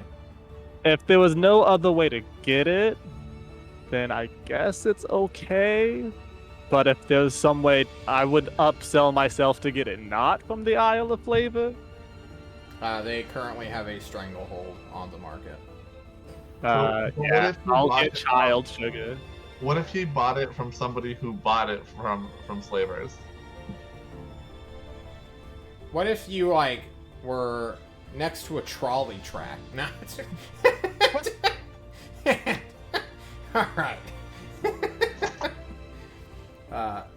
You can Good do try. so. Kushim, how many people can fit in the tiny hut? 9 medium-sized creatures. Jeez. Jeez, really? Yeah. That's not a tiny hut. I thought it was a radius of 10 feet. Oh yeah, that makes sense. Then. It's Yeah. Yeah. 9. Wow. Okay. Yeah. Everyone has to like Okay. kind of ball up and like not spread It'll out. be too on much. each other. Yeah. For some reason, Meager doesn't have any materials on. Well, I think you deleted his pack he got, so he doesn't have like any of the materials from Scholar's pack because I think that was deleted. I did not actually. Oh, did I not just? I removed your old backpack, I think. Because Do you're supposed to have Scholar's pack. You don't need a scholar's pack. You have an entire city-state willing to buy whatever the fuck you want for you, bro. What about like instances for Find Familiar? Is that part of like Done. deal with them buying it for me? Yeah, Okay. I'll fucking pay for that shit. No big deal. I would like 5 uses of that, so that just in case Add each 2 day feet. my familiar dies Yeah. when Ozark is sympathetic to you who must require a fine familiar, because he has so many called simulacrums, which are far cooler and better, and he's an asshole. He's just doing this to style on you. Even when he's being charitable and nice, Ozark's an asshole. Can you believe he's the highest level wizard in the world, Meager? Like, this guy, what the fuck? Mm-hmm. And I'll also get like I'll do 20 because I also have to feed my mother when we get there. 20 rations? 20 rations because I also have to share with her. Okay. And then a water pack because apparently I don't have just a water skin. Yes, you need the mobile field well, which is basically you tell me how many yeah. gallons of water you want on your sheet. Each one weighing 8 pounds? Question mark. That's Then sound. one. I Okay, don't that's think I fine. can carry more than one. Then carry 1. When you are in civilized places like a city, like a airship terminal, it is assumed you can eat and drink. Rations and water calculations are only for when we're going like out into the wilderness. I'm not gonna waste time with like, did everybody pack their rations for the 3-day flight? Because everybody on the flight starves if you don't, and you just die. That'd be like really dumb. So, anything else you guys need or want? Shovels for burying the dead? We have mold earth. I- We'd ever need Oh, that. we yeah, you have we do more. have Mulder. Best cantrip in the world. Crowbars? Mobile battering Uh, rams? I will actually grab a crowbar. Yeah, crowbar sounds good. Actually. 10-foot How much poles? does it weigh? Not made out of solid I've gold? already got a 10-foot pole, brother. Remember? Do we have flint and tinder? A tinderbox. Ooh. I do have a tinderbox. I actually. also have a tinderbox. I can set things on fire with a presentation. I can start things like that. That's wonderful. That's important. I would like to give my scroll of blinding light to Meager. Or scroll of wall of light, I'm sorry. Yes. He has a scroll of Wall of Light. He found it. I don't think he's able to use it. It's not on the spell list, question mark? Here you go, friend. I have I don't know how to go. Go ahead. I think I have to make a check if I can use it when I use it. There's rules we can pull up later. I'm not gonna sweat the details right now. Yo, I have Tensor's floating disc, but Akeem has it as a ritual. But maybe you want the scroll because I can't use it. It's not in my spell list. Yeah, I can. If I need to, I could even write down mine. I don't really have too many like that. I prepare more for like, certain situations. By the You way, already what should we expect from the rats? Well, You guys fought them before, right? Lots of close combat, like tunnels, where we're all squeezed together. So like perfect fireball formation for the enemy. And vice versa. I guess technically vice versa. I do have fireball. Yeah. Okay. Oh, nice. Do we have to worry about oxygen and all that? Sight lines are going to be kind of difficult, so just keep that in mind. Are you able to mold earth? Are you able to do that? Well, I think I can prepare it. Because of cantrip formulas, I can switch my cantrips around. Okay. Yeah. Well, that's pretty good. If we have 3 people that can mold earth. Let's see. You guys want to go build a temple out in the woods for fun? Just- You mean That's a great. hole? You wanna A play guys big wanna play fucking Minecraft? hole? You Play guys Minecraft, sound my pretty diamonds. ready to head out, which means we... I need my crown thing. Yes, make sure we you have go a do- bedroll, Meager. Sorry, Marvel. Yes, You can't sleep without a bedroll. it's true. Oh, petrol, yes. Please Okay. add it. Give that crown to Meager. That crown would be dope for him. So, Oh, dude, you need to experience this. It's trippy. Oh yeah. yes, this crown. Runt, Oh, you man. go to talk to Arvo. This time, Wait, is it a circlet of intelligence? no. No, it's different. something No. Okay. Much Something different. else. Something else indeed. Runt, you go while everyone else is packing their stuff and helping Meager out. You know, you're a cold-hearted son of a bitch. He can figure this shit out on his own. Runt, you go to Arvo. Arvo is there in his dome, having a conversation with his granddaughter, Irithil, the Mad Whipper herself, who is wearing her splint mail. She has her finger gloves of lightning, you know, shocking grasp or whatever the fuck it's called. And she is arguing with him in a foreign tongue. I won't, I don't need to ask you if you know this language they're speaking, because you don't. 'Cause nobody knows any languages outside of Common, except for Kushim, apparently, who knows all of the languages. Run. They argue, and their apprentices are kind of just hanging close to the walls, close to the doors, looking as though they're about to run out at any moment. And one eyes you. The same one who was, like, enchanting your sword. She quickly gives you that back. While the two Ironbloods, the Ulatheans, their hierarchs, just start gesticulating, or one does, to the wheelchair-bound Arvo. Runt will say to the lady who enchanted his sword, "Oh, thank you for my sword. I think I'm gonna... What's happening? Why are they yelling at each other?" Just watch. Okay. I'll watch. As you ASMR, Irithil and Arvo's words quickly come to magical blows, it appears. They are summoning magic in their argument to the point where it's lashing against this plastic bubble around Arvo. Runes, protective in nature, flash to intercept these strange shocks that just sort of accumulate in the atmosphere. They seem to be speaking the language of magic itself in this argument.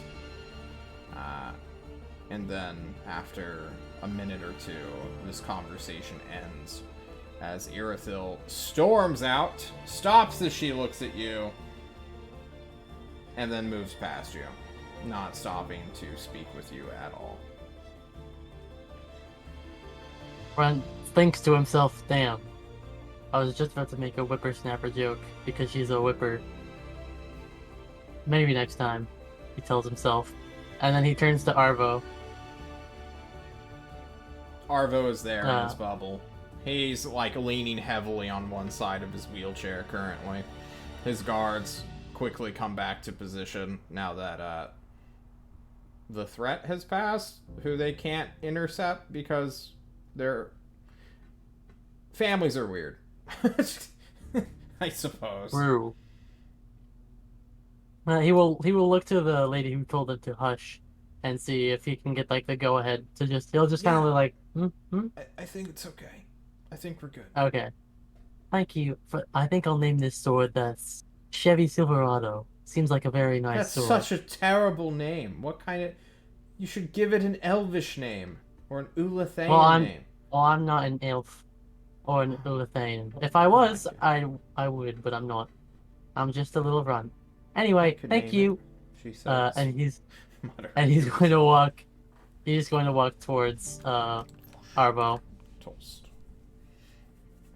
You walk towards Arvo. His bodyguards immediately ready actions to attack you if you fuck about.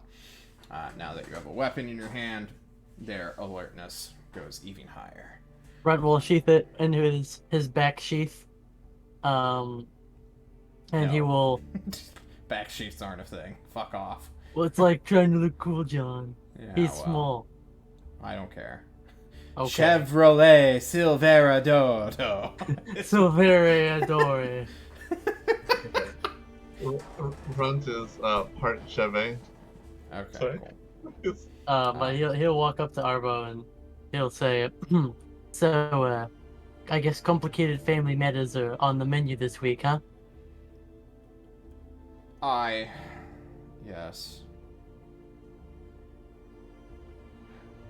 What do you want, Hobbit? Yesterday I grabbed that bow that you were looking into, Yeah, but I seem to be missing one other item. That crown. that is exactly what we were just speaking about. Oh. Please, indulge me.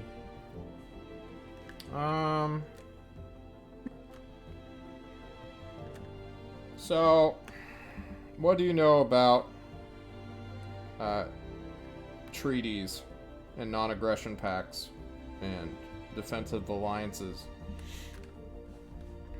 Not a lot, admittedly. Well, basically,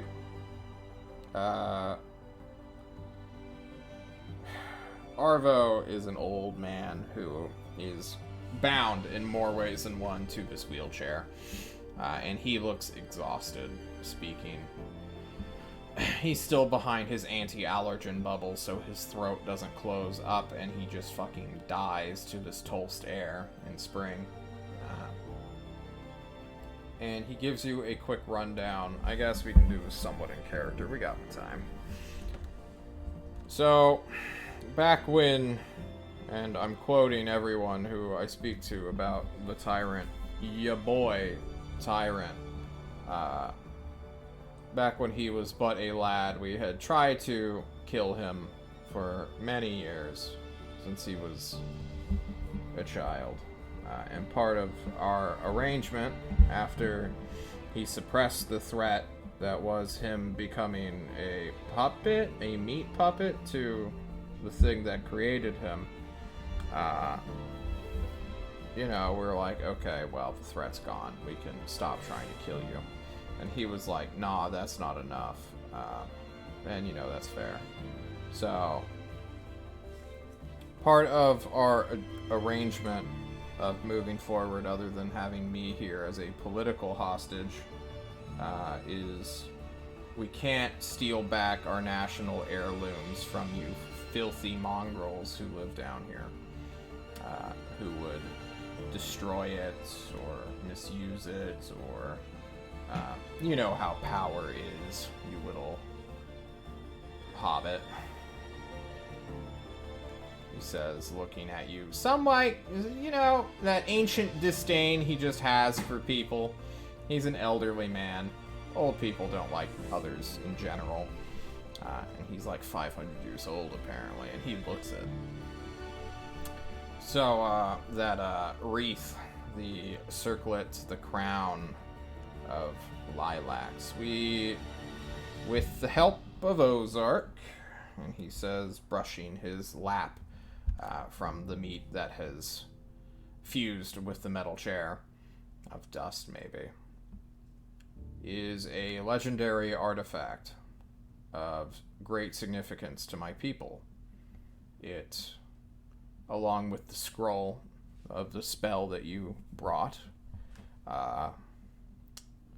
can more or less lead to Erithil's tomb, or wherever he died, and was laid to rest. It's been hidden. Nobody knows where it was. Nobody knew. This is the only lead that we've had of our ancient king in 50,000 years. And my daughter wanted to take it back for our scholars and artisans to mess with and find and cast her spells, but I must hold true to the treaty. My word is all I truly have, and if I break it here for this significance, then our alliance comes crumbling down, and then now we are obligated to go to war against the tyrant, and he's obligated to kill me, and it's just this big hassle. And you know my granddaughter. She would take that fight. Yeah, even if she knew it was a losing one, she would take it. Yeah. So, you know, she said some things she didn't mean. I said some things that were 100% accurate and true, and she didn't like that, and, you know. Granddaughters. You spoil If I them may. for 200 years, and they get like this out of nowhere. So, what would happen then if we gifted you this crown and said that it belonged to you and your people again, no holds barred, it's just yours. It doesn't belong to It's not Tulsa. your decision to make, little hobbit. None of the items that you currently possess are yours. They are loaned out by the tyrant. That was the whole stipulation of you joining the task force. You may have access to these things until you can no longer use them efficiently. And Ozark, and I quote, called dibs on the hat, and said that it would stay here. So, staying here it shall stay, I guess, until a user can be found for it. Yeah. No one's actually attuned to it yet, because Ozark has identified that it is, and I quote, through his very proper and professional wizardry reputation, and skill that it is hella cursed, and anyone who wears it for half an hour will likely go mad. So. I have a question then, and I will be as blunt as possible. Okay. Since it is not within my power or purview to give you this crown, nice. What, in your opinion, would you have me do with it in relation to us, the Discovery team, going to Ulathaean temples and trying to find... I'm not sure.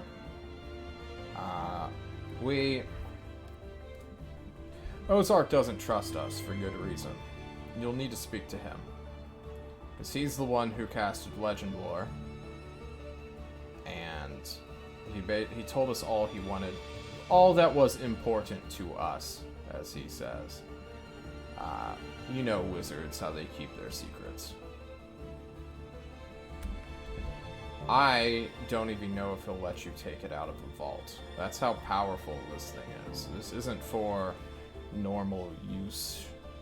Sure, you can have our trinkets, and he says, pointing to your sword. But for the good shit, the stuff that my country is clearly ready to go to war for, I'm not sure if you should do anything with that.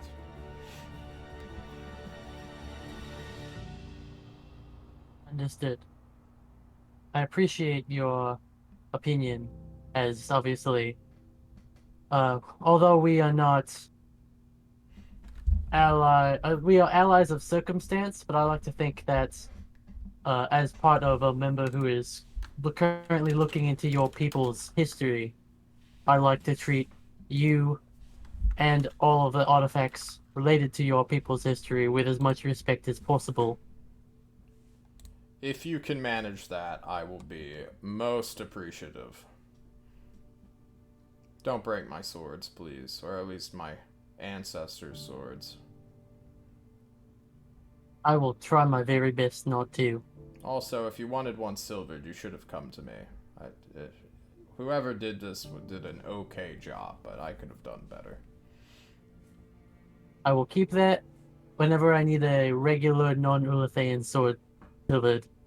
This one was a bit special. To me, at least emotionally. I see. Anyway, I won't take up any more of your time. I will ask Ozark when we get back, but we are currently on a fairly time-sensitive mission, so I'll have to wait till we... Thank you. Runt will bow his head, and then he will turn and leave. You turn and leave. Arvo stares at your back as you leave before his doors are closed by his apprentices. You look down the hallway. And Irithil seems to be waiting for you at the very end of it. Her cackling fingers, as they are, as though she is playing with the cantrip Shocking Grasp, quite visible. Now, there's another way to leave, but do you really want to run away? No. Runt does not assume hostility of Irithil. He assumes that she is mad at someone, but not him. Okay. You can walk. And you walk He will walk up to her and stop in front of her and look at her and wait for her to say something. And if she does not say anything, he will continue walking. Alright, then it's gonna be way more fun to not say anything, and then she's gonna trip you as you fucking just She was waiting for you to walk by, but you stopped. And I was like, should I say something? Well, now I can trip him. Hell yeah. So she just suddenly lifts her foot up, trips you. Give me an acrobatics check. More of like a kick to him because, you know, how short he is, but... He's so short. Just into the knee immediately. Yikes. Oh my god, you... It's a 2! You can't reroll 2s, Runt, you little hobbit!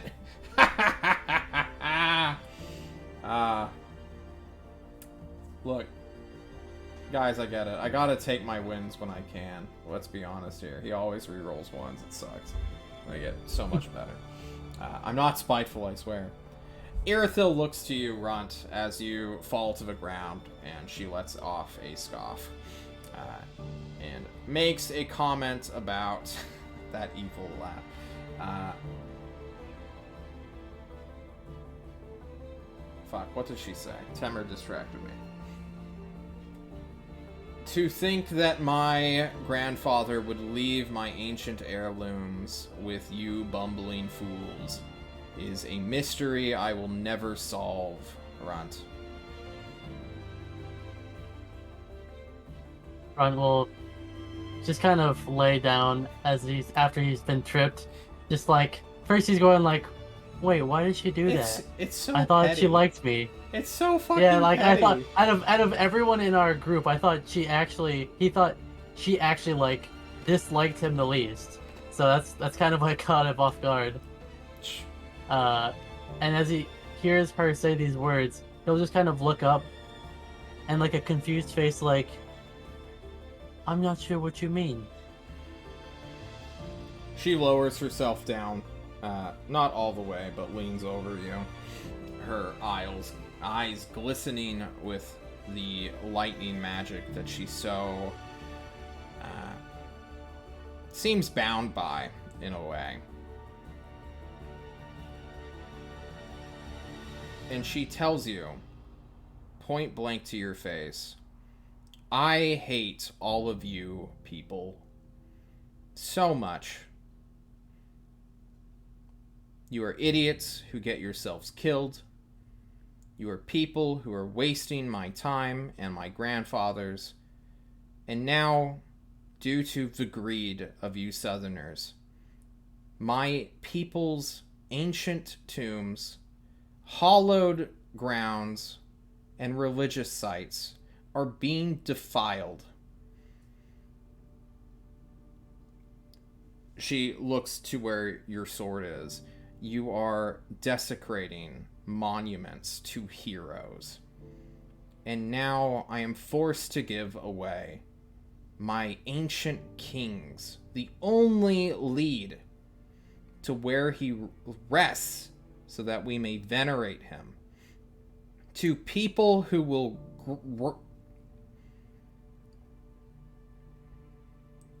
and she pauses.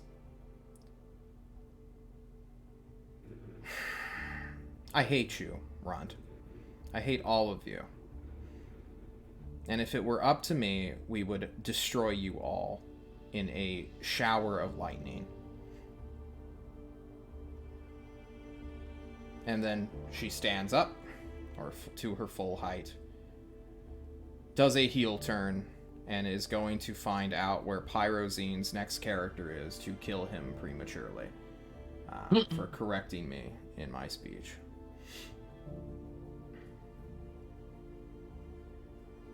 And she leaves you. Oh, yikes. Oh, excuse me. Yikes. Runt's going to get up and kind of like dust himself off. He'll just watch Irithyll as she leaves, and just think to himself, that's another one for the list, if she ever... That is unfortunate. I actually liked her.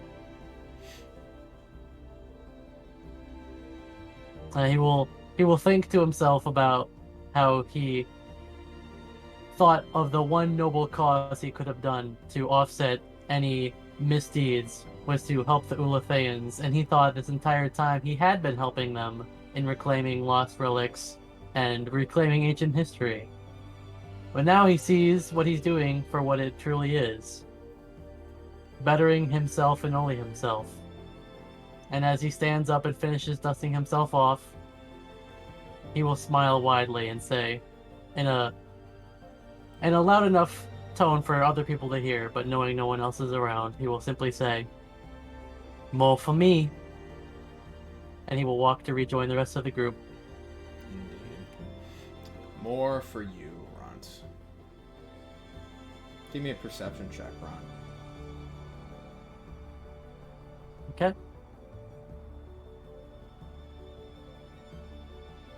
Perception. Oh yeah, +1. Let's go. Ooh. Okay. You return to the team, who are helping Meager put on his new backpack, because he's never messed with a Dibs before, which is a really cool and sophisticated backpack system. Look, check here. If you put this in this, it pops right off immediately, like straight to action.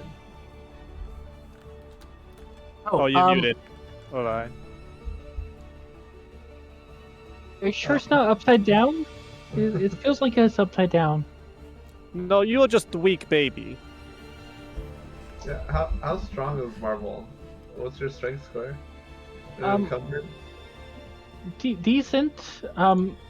I'm a little bit better than normal people, like, but I'm pretty much the same for everything I do. Okay. Out of character, this 13's in pretty much everything. Hey team, should we get a new friend here? Some special boots, some greaves of magnetism. Oh, does it not have Lamal boots yet? I don't think he has the Lamau boots yet. And since we're going to be traveling mostly via airship, it may be wise to get him some Lamau boots. Right. Oh yeah. Did we decide if we're going to take a ship to Sanctuary, or are we going to stop at the City of Blinding Lights and then hoof it from there? I think we should play by ear once we get to the City of Blinding Lights. Maybe talk around, maybe get some rumors, see if anyone's heard about the disappearance of our friends Ma or the Ratman, and then, if it seems safe to take an airship, we'll play it by ear once we're at City of Blinding Lights. Okay.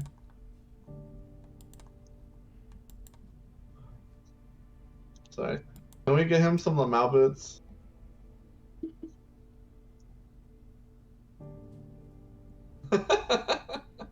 Thinking about it. See, Irithyll Oh, just I stormed don't off really- with her ship, is the thing. Right. Yeah, we don't need Lamau boots because we're not taking the Judgment of Longing. Yeah, We're taking a commercial airship. Greaves of magnetism. indeed. But I mean, like, all of us have it except for him as well, right? Because let's say that this. Isn't that kind of commercial weird air- that all of you are wearing these greaves that are just like, yeah, we're like these weird dancer troupe that just have these fucking go-go boots that we strap on whenever we go flying? If we get attacked on the airship, we're a little bit better off than other people. I just rolled a luck dice to see if anyone had any spare ones that they were hiding from the Ulathans, and it appears like none do. It's okay. I can prepare Next month. Featherfall just in case. Okay, that's good. Well, hopefully I never need it. From what I've heard from the other groups in their exploits on airships, Featherfall is non-essential. Oh really? Yeah, it. Strangely, I've met with the other task force quite often, and I've only heard exceptionally bad things about themselves and aircraft. We haven't had such problems because we've had the Ulthaean ships, but taking something more commercial may provide a unique challenge. Let's say. Are you saying they shouldn't prepared or You should. You absolutely should. Okay. Yeah. It's I'll write like, down yes, like a little do it. Do it now. You must do it. Ow. You Do must do it. it now. Alrighty.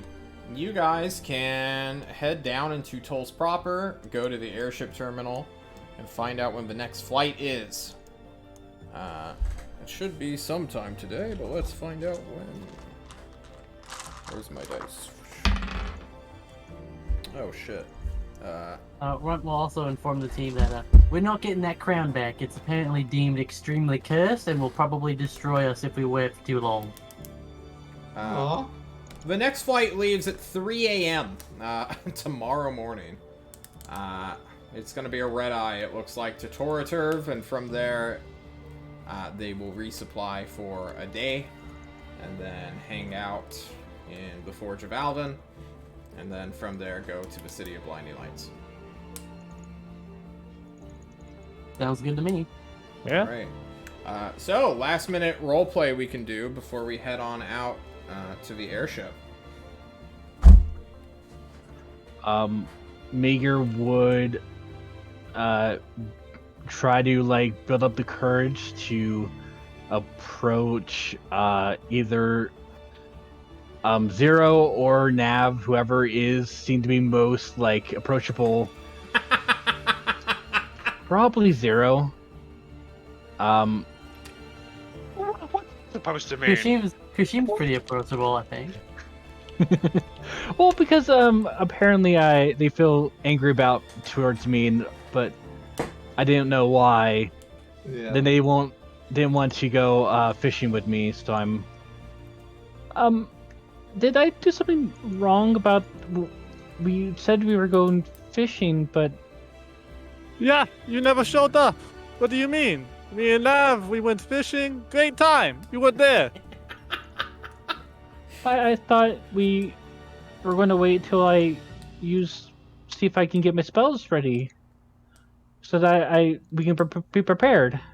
Oh, you wanted to do that first? Man, you should tell us this thing. Did I not? I'm so sorry. Hey, you know, no problem this time. You get one warning, yeah? Everyone get one warning. Oh, okay. The next time we make arrangement, we make promise, do something, we do it, yeah? Yes.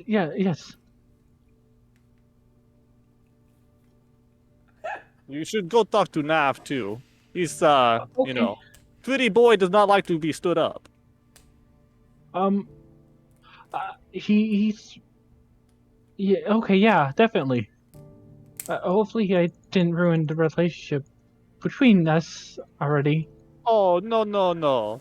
That guy, he love everybody evenly, promise.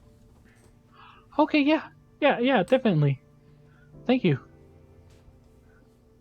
I really like the phrase "he loves everyone evenly." Never. Not equally. Not Evenly. Evenly. He is consistent no matter who he's performing with. We all go up together though. I see. Do you approach Nav, Meager? Yes. Okay. Nav is found somewhere, even though his chair is empty. He is there. He can hear us. No, I'm coming back for this. Oh, okay. Nav, I think there was a miscommunication on my part. I'm so sorry for seeing me studying you up. It wasn't my intention. I was under the assumption that we were going to do fishing after I finished my spell learning. I didn't mean that.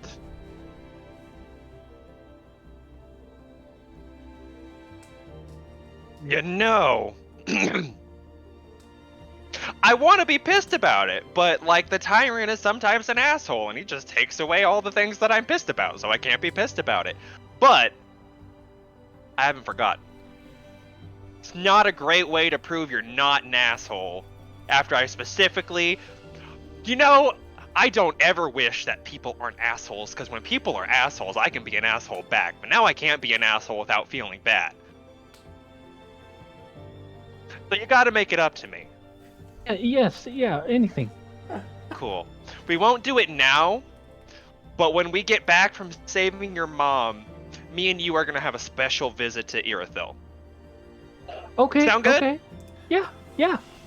Oh, cool. Oh no!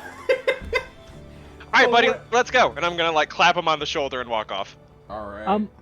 What's a special visit mean? They assume You'll take see. it back. Alright, Kushim, did you have anything you wanted to do? Maybe check in on Schmitty, who was supposed to go get your kid from the Forge of Alvin? I was literally going to check that, yeah. It's been about 2 weeks. I'm about to head off. It seems Yeah. about the time to remember. Okay. You go and find Schmitty. He's in the vehicle bay. I mean, you know, kidless, childless, without your spawn. You find him.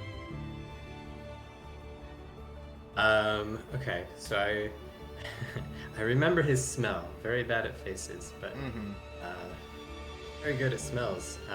Oh, yes. Yeah. Who's you, friend?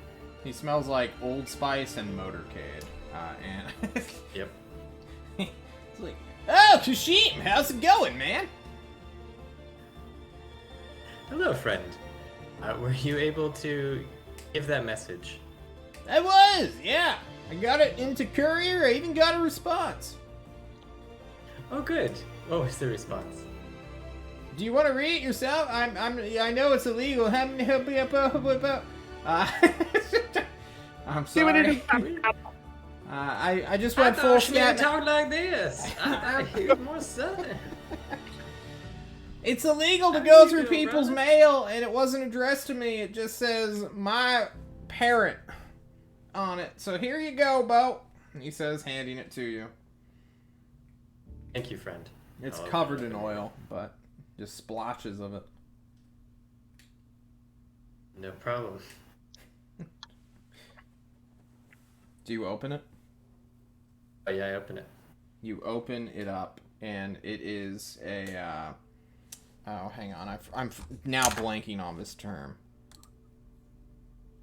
Oh, fuck. It is a document of emancipation. Your child is no longer your child.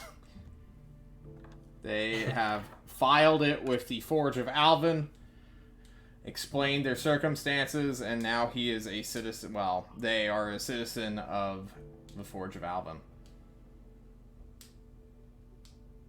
Very reasonable. Thank you, Schmitty. What'd it say, man? My child is no longer my child. What? My child has taken responsibility for themselves, as I always hoped that they would. Wasn't he like 11? Could be. Wait, you don't know your child's Older. age? Don't think I do. I think Kushi Such a great does. parent. Oh. Are you okay? Yes, friend. How are you? I'm sad, Kushim. Why is that, friend? 'Cause it seems like you're not. Yes. You have a correct assessment of my emotional state. Schmitty, for the first time in his life, frowns. And I don't think he'll take that frown off for quite some time. It's like, well, it was good talking to you, Kushim. Good talking to you too, Schmitty. I'll go along with the others, back with the others. Okay. Should we do some character catch-ups real quick? I feel like we should talk about this a little bit more. Character. You were expecting some sadness. from I Kushi? was expecting something rather than cold bug analytics. So Kushim, let's do a character checkup real quick. Hey Kushim, Sure. what's going through your mind right now? Because I want to know. Yeah. So I feel like reading this document, they've become a citizen of the Forge of Alvin. They've done all these things. They're now an independent person. They've taken responsibility for themselves and their actions in their life. And really, what more can, a child want for their parent but to be responsible? And so Kushim thinks like, yeah, this is the best. I'm very happy for my child. I will probably visit them in the Forge of Alvin and congratulate them on their newfound independence. How did Kushim grow up? Was this like a similar thing? Was this expected? Did he have like parents? It's a good question. I mean, he's probably forgotten, but John to John here. Like, I think no. Doesn't it seem like no? That he would only have like heard about parents, and so when he found this child, had this child found it, makes more sense to have found it. I can't imagine Kushim having sex. mm-hmm. So when he found That this was my child, next he question. said, "Okay, yeah, this." He did have that hallucinatory partner, but maybe they've always been hallucinatory. He always thought like you had to have a partner, so he imagined one. And Ooh, that's then good. when he found this child, he said, "Oh, this is my child. I am parent now. This is Yeah. how it works for everyone, probably." Okay, Until someone takes notes and explains otherwise, I guess. I guess so. Yeah, until someone Uh, explains otherwise. Let's jump to Zero. Zero, how are you feeling about this adventure that you're about to partake in? I feel like I don't know. Honestly, it's crazy. We get this new party member. It's like, oh yeah, cool. New reinforcement guy. Yeah, happened with me and Nav. Oh shit, his mom got taken by the vat dudes. Man, they killed some people. Right? I was expecting easy adventures. There should be fun times, especially with Revik and his custody battle. Fronts opening up to us. Things are happening around here, and it's like, oh, man, I don't know. I thought we were just fun guys doing some fun things, Do you feel like a sailor that's currently trapped in like a boat that's going down into a whirlpool? More like we see like a hurricane in the distance where we have to sail to. It's like, okay, the waters are a little choppy now. Things are happening. And pretty soon, It's gonna get you know, worse. well, maybe we'll get lucky and the storm will pass. Or maybe we'll go right in. Mm-hmm. Okay. Hey, Revik. We're just going counterclockwise right now. Revik, you're a tall jumping frogman right now. You are trapped between two people who are notoriously not your parents who claim custody of you now. And apparently in 3 months there's going to be like a rap battle or something that may just actually be a battle for your soul or body or right to exist. But that's okay, because that'll be then, and I'll have my friends with me. Okay. And, because no matter who gets custody of me, I'll still be able to hang out with my friends. So, True. Are you excited? no. But for this trip, I get to make a new friend. I'm hoping that Marvel is maybe he can become a good friend. Who knows? I'm excited to learn more about him. Also, it's like he's not mean to me, so that's a really big start. Like, wow. Yeah. A wizard who isn't an asshole, and also just someone who isn't an asshole. It's pretty rare in this world, Revik. Yeah, it is. Alright. Hey, Runt. You just got a verbal lashing from someone you considered at least friendly with you. Right? Do you think Irithyll meant it? Maybe, was it emotion? Or are you like full sociopath burning this bridge that she started the fire on? That's really hard to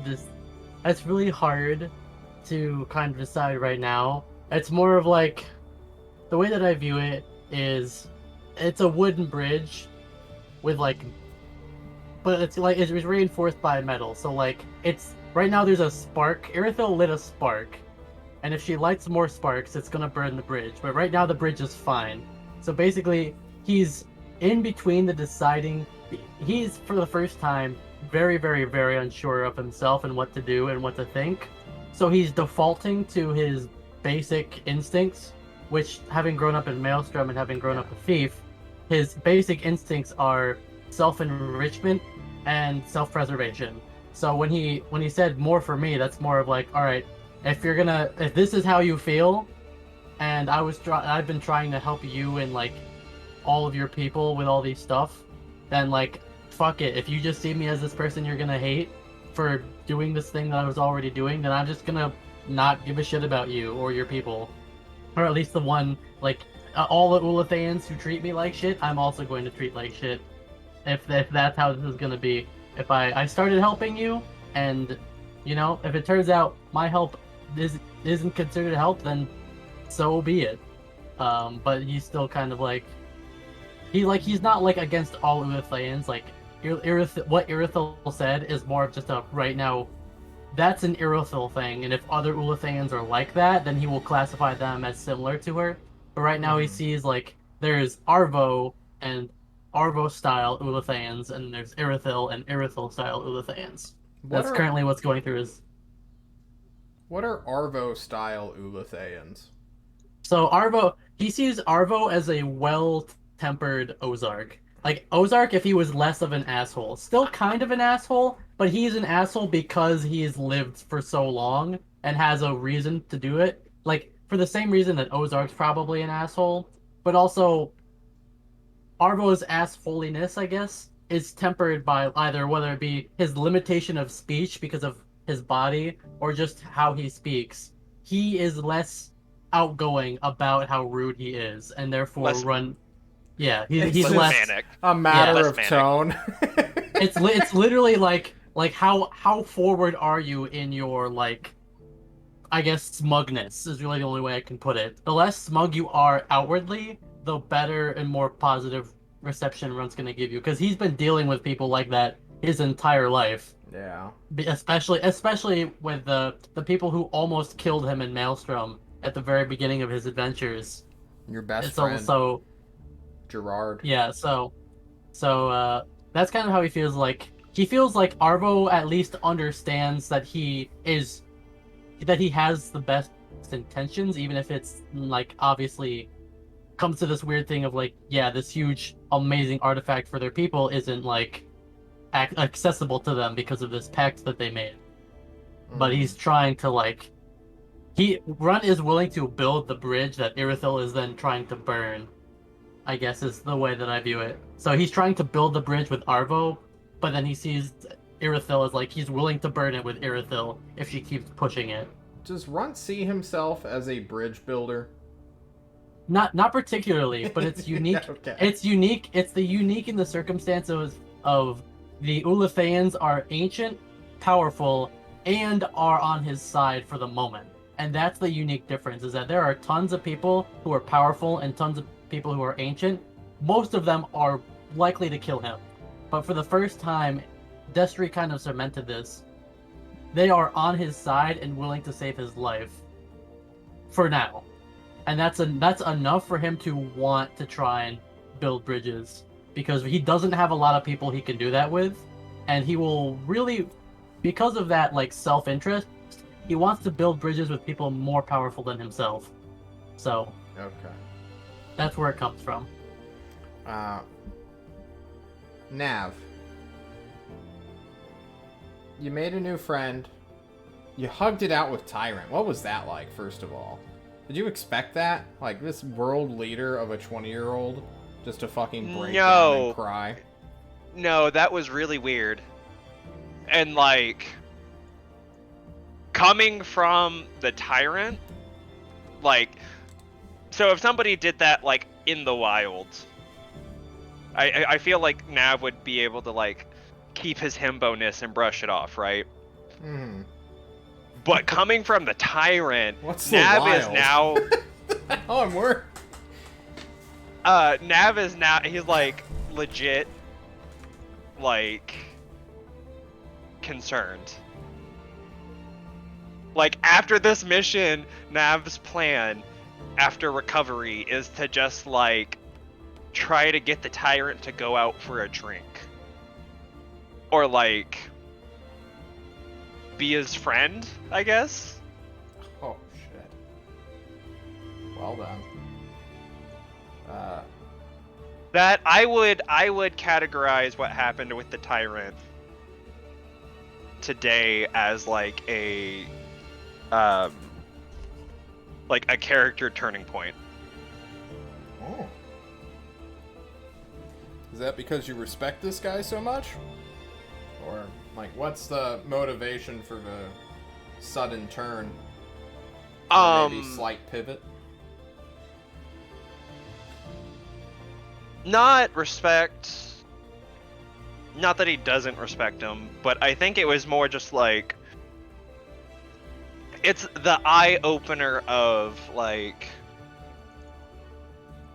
the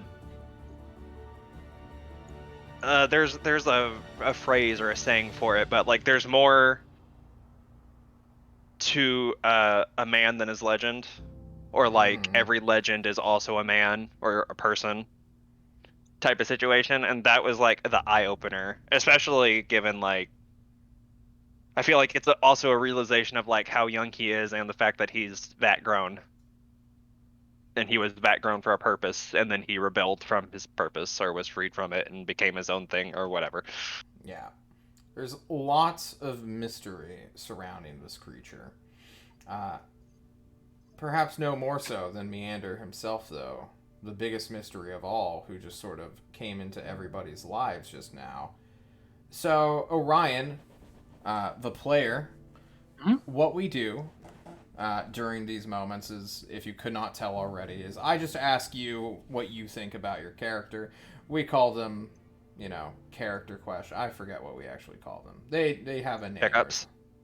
Hiccups. It's very freeform.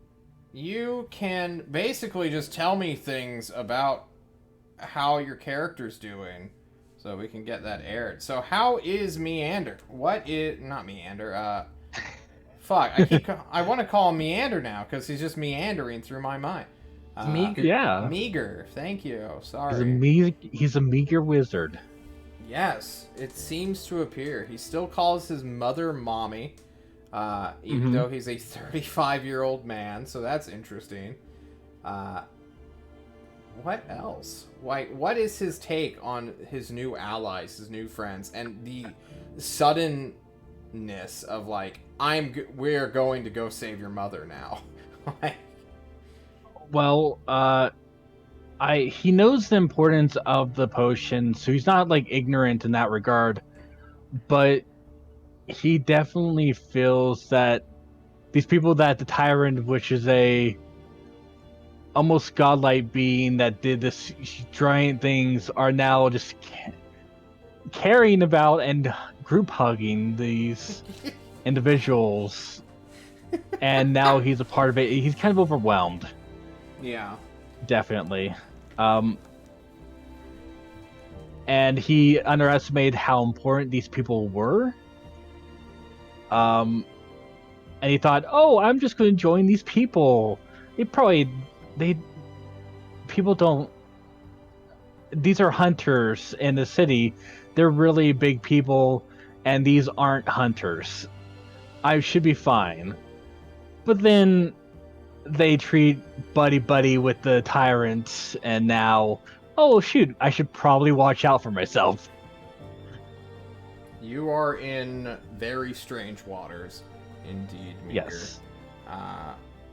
Jumping from reservist to suddenly inner circle of a world leader must be a startling revelation. Because you now have, I mean, you technically always had direct access to a city-state's, like, lead figure. But now you are, like, conversing with him, not just once, but twice in a week? Holy shit. I know, right? And you, like, got to see him actually cry and then, like, hug it out with these randos who, like... Well, what do you think about your team so far? he's not. He knows. He's smart enough to know that they are eccentric, in the best of ways, and that people care about them because of their eccentricity, and that they apparently get things done, and so he has a lot of like kind of respect towards these people who got the respect of a tyrant. And he's still feeling like a fish out of water of like, oh, these people are big timers. I'm not going to die, am I? Well, it comes for us all in the end, right? Yes. Well then, character catch-ups mostly complete. I feel satisfied. What about you guys? Does anyone need to get something off their chest? Okay. Then you guys board an airship at 3 a.m. Rumble Roar doesn't need to get anything off his chest either, it seems, so that's good. That's nice to hear. Chat participation's always included. You guys board an airship. It will be a day and a half to Toraturf, which will just bring you into Friday properly. And then you will stay the night there so that the crew who are hyped up on cocaine and Goodberry will not pass out. Well, won't pass out to the Forge of Alvin. So, I had a pen. Why am I using a pencil? I hate pencils, guys. Pencils are the worst writing utensil in the world. How dare you get to make a crayons writing are worse. utensil? Those aren't crayons writing are fun. utensils. Those are like art fucking pastels. Oh, I don't know where it went. I honestly don't think I can find it. So we're gonna use a pencil. You guys will arrive in the Forge of Alvin. Now, we had a shopping trip there a few sessions ago. Are we just going straight on mission mode, or are we taking a detour at one point? I actually wanted to talk to Vun at some point on this trip. Please do. I don't know when I'll find you, but you know, It's 6 in the morning. Everyone's asleep on the airship. You're sitting right next to him. Yeah, Run's sitting on top of like a crate, and he's just kind of like swinging his legs back and forth like a kid would on a swing, and he's just writing something in like a notebook. oh, working on your book, eh? Kind of. I'm working on a new chapter called "What to Do with People You Thought You Could Trust." Well, I hope I don't show up there. Oh, I don't was- worry. It's based on someone who's not on this airship. Oh, okay. I kind of wanted to ask about that crown. You went to talk to Arvo. He said it's super cursed. We can't have it back. Ever? Not ever. More of the lines that I was told. Basically, it has to be so important that Ozark is willing to give it up. Oh, so That's- never, ever. Well, here's the thing, right? Because normally you'd be right, but as we know, Ozark has a little thing with briefcases. So if we really want to use that crown, we really ought to get on top of that briefcase quest and deal with whatever's happening to wizards. I think that's a really big thing that I don't know if anyone's dealing with that. I told the other groups about it, and the team made of almost entirely wizards seemed pretty unperturbed by it. Oh, So I guess it's not that important. none of them are but, claustrophobic or But if something. if we wanted to deal with it and we wanted to perhaps, maybe sneak a favor by Ozark and get a look at that crown, I think he'd let us look at it, but not take it out of toast unless we did something pretty major for him, or had an extremely, or like we basically forced the tyrant and begged him to let us take it out, and the okay. tyrant would hold Ozark back. The main reason, the curse, is apparently if you wear it for longer than half an hour, you begin to go insane, like irreparably. Like you can't be healed by it or anything. At least that's what they told me. Like permanent brain damage. Ooh, yeah, that does sound bad. Okay. Also, it's apparently of an extreme import to the Ulathayans. That's like Apparently, Well, it's yeah, we found it in his temple, right? right. But like my sword, and he like shows you the scabbard sword. That's like this thing's like an art piece, but that crown's like think of it's so important to them that Irithyll is willing to go to war with the Tyrant over it. It's Oh. that important. So I'll leave it at that. Well, should we not? I mean, if we keep finding things like that, maybe they will. Should we not go to the temples well, anymore? here's a big problem. When we get back, we should probably talk with the Tyrant about stuff like that, because the issue is I offered to give the crown to Arvo as like a symbol of peace and cooperation, but he said that I don't have that power, and that everything that we own is technically rented to us by Toast. So we actually don't own any of the things that we're wearing or using as long as we work for Toast. So we would have to talk to the Tyrant specifically about how we can work out how to give these Ulathayans their stuff back if that's the route we want to go. Okay, makes sense. Or we could just have Toast use it and, figure out how it works. Okay, It's, also it's, makes sense. it really, it's really what we want to do. It's how sympathetic we think we are to the Ulathayans. I'm not sympathetic to a lot of people. I kind of agree with Irithyll that most people kind of assholes and are dumb, stupid idiots. But Irithyll did save my life, and she saved the lives of most of my companions. And Oh yeah. Back with the Grug guy. Yeah. yeah, and even though she told me she hated me to my face and that if she could, she'd have killed me. I don't think that it's worth dooming all of her people when we could potentially save them from a fate unknown to them. Okay. With this upcoming God War, who knows? We may need them more than we think. I was just thinking, we have on the map over by Sanctuary, kind of far but close-ish. There was a mark for one of those temples. I was thinking we could go there, maybe if we are thinking we are up to it. But from the sounds of this, we should talk to Tyrant first. I had a similar thought. The problem is one, and every single other Ulathayan temple, we've had the Judgment of Longing to back us up.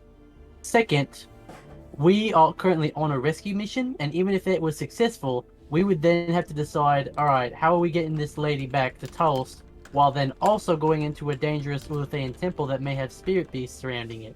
Oh, I just thought we'd go to Sanctuary, put her on airship to Blinding Lights, and then take the same trip back. Right, and leave her all alone, potentially getting kidnapped again. Oh, I see. Makes sense. Okay. I mean, I don't know how it happened the first time, but there could be things like pirates, like, Rick Silverback style people in the air. There could be any number of things in the cities that she stops. Forge of Alvin, although it's, a good place, not all other places are like that. And there could be a numerous amount of difficulties and things of that nature that could happen to her on the way back to Tulst. So,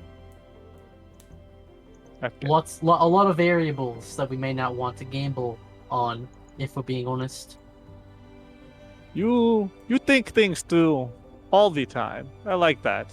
Very, what's the word? Thoughtful, I guess. Even. I think things evenly. All of my plans are thought very evenly. It's very consistent. You'd be surprised. Well, if you ever do put me in your book, beef me up a little bit, make me seem more badass. I'm gonna make a perception check as I look at you, and he's All not right. muscular, but he's pretty toned. Like, you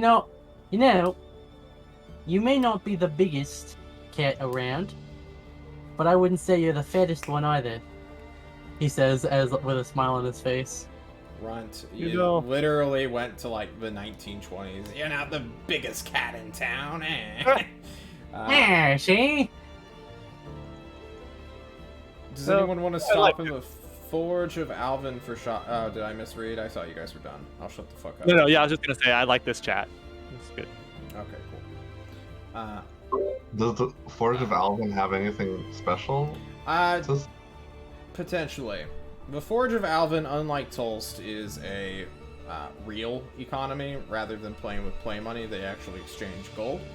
So there is indeed chances to purchase magical items. They're not the best chances, and the raid team specifically spent like an entire session shopping here, trying to find 2 whole magical items, which one they got insanely lucky on, and the other, you know, commodity piece. So if you guys have money that you're willing to spend, I don't know how everyone's pocketbooks are looking. Well, I think except for maybe Meager, everyone has, except for Run and maybe Revik, since we just spent stuff in Tolls, everyone should have at least 700. Yeah. So, and I'm willing to pool my money from what's left to help someone buy a magic item if they need something that's around 1,000. Yeah, if I could look for a +1 shield or +1 studded leather armor. They found a +1 Unfortunately, shield, actually. the only +1 shield was taken, and the owner was killed. You guys would have found out back in Tulst that Miros Mandarin died. Where's his corpse? In Nebwitter's arsenal. I thought they buried it in the City of Blinding Lights. They did, but when he says, where's his corpse, he's not actually asking about the corpse, is he? Ah, I see. It's more like, where is all of his magical shit? Gotcha. Maybe I read into that too much, Revik? No, I mean, Brood the player, definitely. Alright. He was asking about his magical shit. Yeah, the shit was taken off his body. So, okay, cool. I have come up with a very jank system of how we want to do magical item previewing. Literally searching them out. You literally tell me, are you looking for weapons, armor, or utility purchases? So, you know, like boots or accessories or stuff like that. And then we spend an entire day looking for that. We focus hard on that because magical items, surprise, surprise, are not littered about everywhere. And shops may be exchanging them, they may be purchasing them, then reselling them. It is a hassle to find and hunt down, and then I will roll once on the DMG. You're not getting my special magical items that are scattered throughout the world, but we will roll it once. You guys want to take the gamble? I mean, we're stuck here for a day anyway. Oh, we for one day already? I thought it was just like a few hours. No, it's like a full day until, because they have to restock, and then we have to get on the new ship, and then go to a different place. Or maybe it's the same ship that's getting restocked. I don't know. Anyway, the point is that we have to at least basically like 18 hours before the ship takes off again. Okay. So, If like, no one else wants to look for something, if I could find +1 studded leather. Yeah, just to look around, I want if Revik can see accessories. Okay, we need this is a group thing. We can't have a split decision, so it's going to be armor, accessories, or weapons. I acquiesce my vote. I think accessories would be really cool, like rings and necklaces. Be easier to find as well. Okay. And see like what kind of neat, cool stuff that they might have in that department. Kushim, I have heard, has been looking for the magical item known as his child's love, but if we don't want to roll that on the loop... Well, it's not his child anymore. Need his child's love. Still his child, the love like of a to stranger. I hear that item doesn't exist anymore, because the child no longer exists. I would like to go and congratulate him. Them. It. Yeah. Give me an investigation. Well, if you found the child, it's probably a them, right? You rolled on a table and realized you had a kid, right? Who do you want to roll investigation? I want Kushim to roll investigation. Oh, okay. For his child. For my...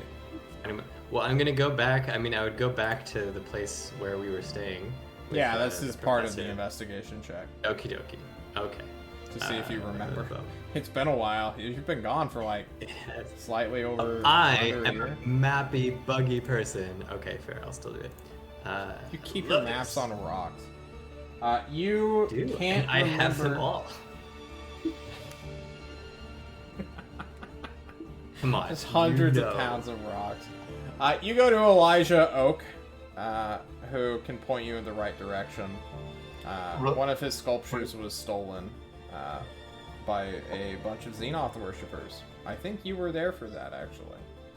Weren't you? Yeah, I was there. Yeah. So maybe he's giving you like the runaround a little bit as he sends you to more than one location around his campus, and then to eventually your compatriot's house where your child was last seen. Kushin, while you were doing this, let's roll a magical item so I can leave that on a cliffhanger. So, I need someone to roll me a 1d100 as we look for accessories. Oh, Run, come on. You know, sometimes you just roll a 2. I don't know what to say. It's Yeah. actually Out of really 100. good. It's actually really good. So Yeah. Yeah, I changed my Little mind. point. Low is exceptionally good. Unfortunate for you, that is not how that works. We find Kushin's child. We do find- Ex-child. You are running down leads and are trying to find tails of rings, necklaces, cloaks, boots, hats, all sorts of cool shit. And will spend your entire day of the 6th finding fuck all. Sorry, don't roll 2. You should have had fucking Meager roll. Man, this guy has been rolling hot nonstop. Meager, let's see that 1d100 just to see what you would have rolled. Okay, well, never mind. Not better. I rescind bad. my compliments. If it was We're if it was just a- not destined for magic. If it was a 1, I could have rerolled. Right. Kushim, you head to your old compatriot's house, the one who survived Cantalar, took you in when no one else would, gave shelter to you and your child, and then you disappeared. Instead, you find somebody else sitting at the door, or like the steps leading up to the door. Someone you are quite familiar with, a shortish guy in comparison to you, who has a small little Is fidget. it Montgomery, It my is friend? Montgomery, the secret monger. And as you see him and immediately recognize him, he sees you walking down the street. He jumps to his feet. It's like, "Ah! Kushim! Kushim, where have you been? The secrets, Kushim! They have Tell me spoken! about the secrets. They've spoken so much of you! Oh, good. I assume. Show me the secrets, friend. I shall. Child is completely out of my mind. Of course. And as ram is Montgomery takes Kushim away somewhere into the city, we will see you guys next week, Thursday night, where John not only sends you one distraction, but multiple at a time. Guys, thank you so much for joining us tonight. For all of you VOD watchers, I hope you're doing well. I hope you're having a wonderful night eating something while trying to get through this at 1.25 times speed, because that's what I do. Any shoutouts? Anything anybody wants to say? Actually, shout out my boy, Tony2 with a number 2 turret, XMA Pro Halo player. He should be going pro again. Whoa. Oh, nice. Is this someone you actually know? Yeah. Wow. He moved to New Jersey a couple of years ago, so I don't Yeah. talk to him a lot anymore, but we play games sometimes. Halo Infinite. Play that in Yeah, League that's of Legends. exactly You're why. a pro. Alright, if no one else has anything to shout out, we are going to head on out. Guys, once again, thank you so much. Have a happy, wonderful evening, fucking noon, night. I don't care. Thank you, chat. Love you guys. Bye. Bye.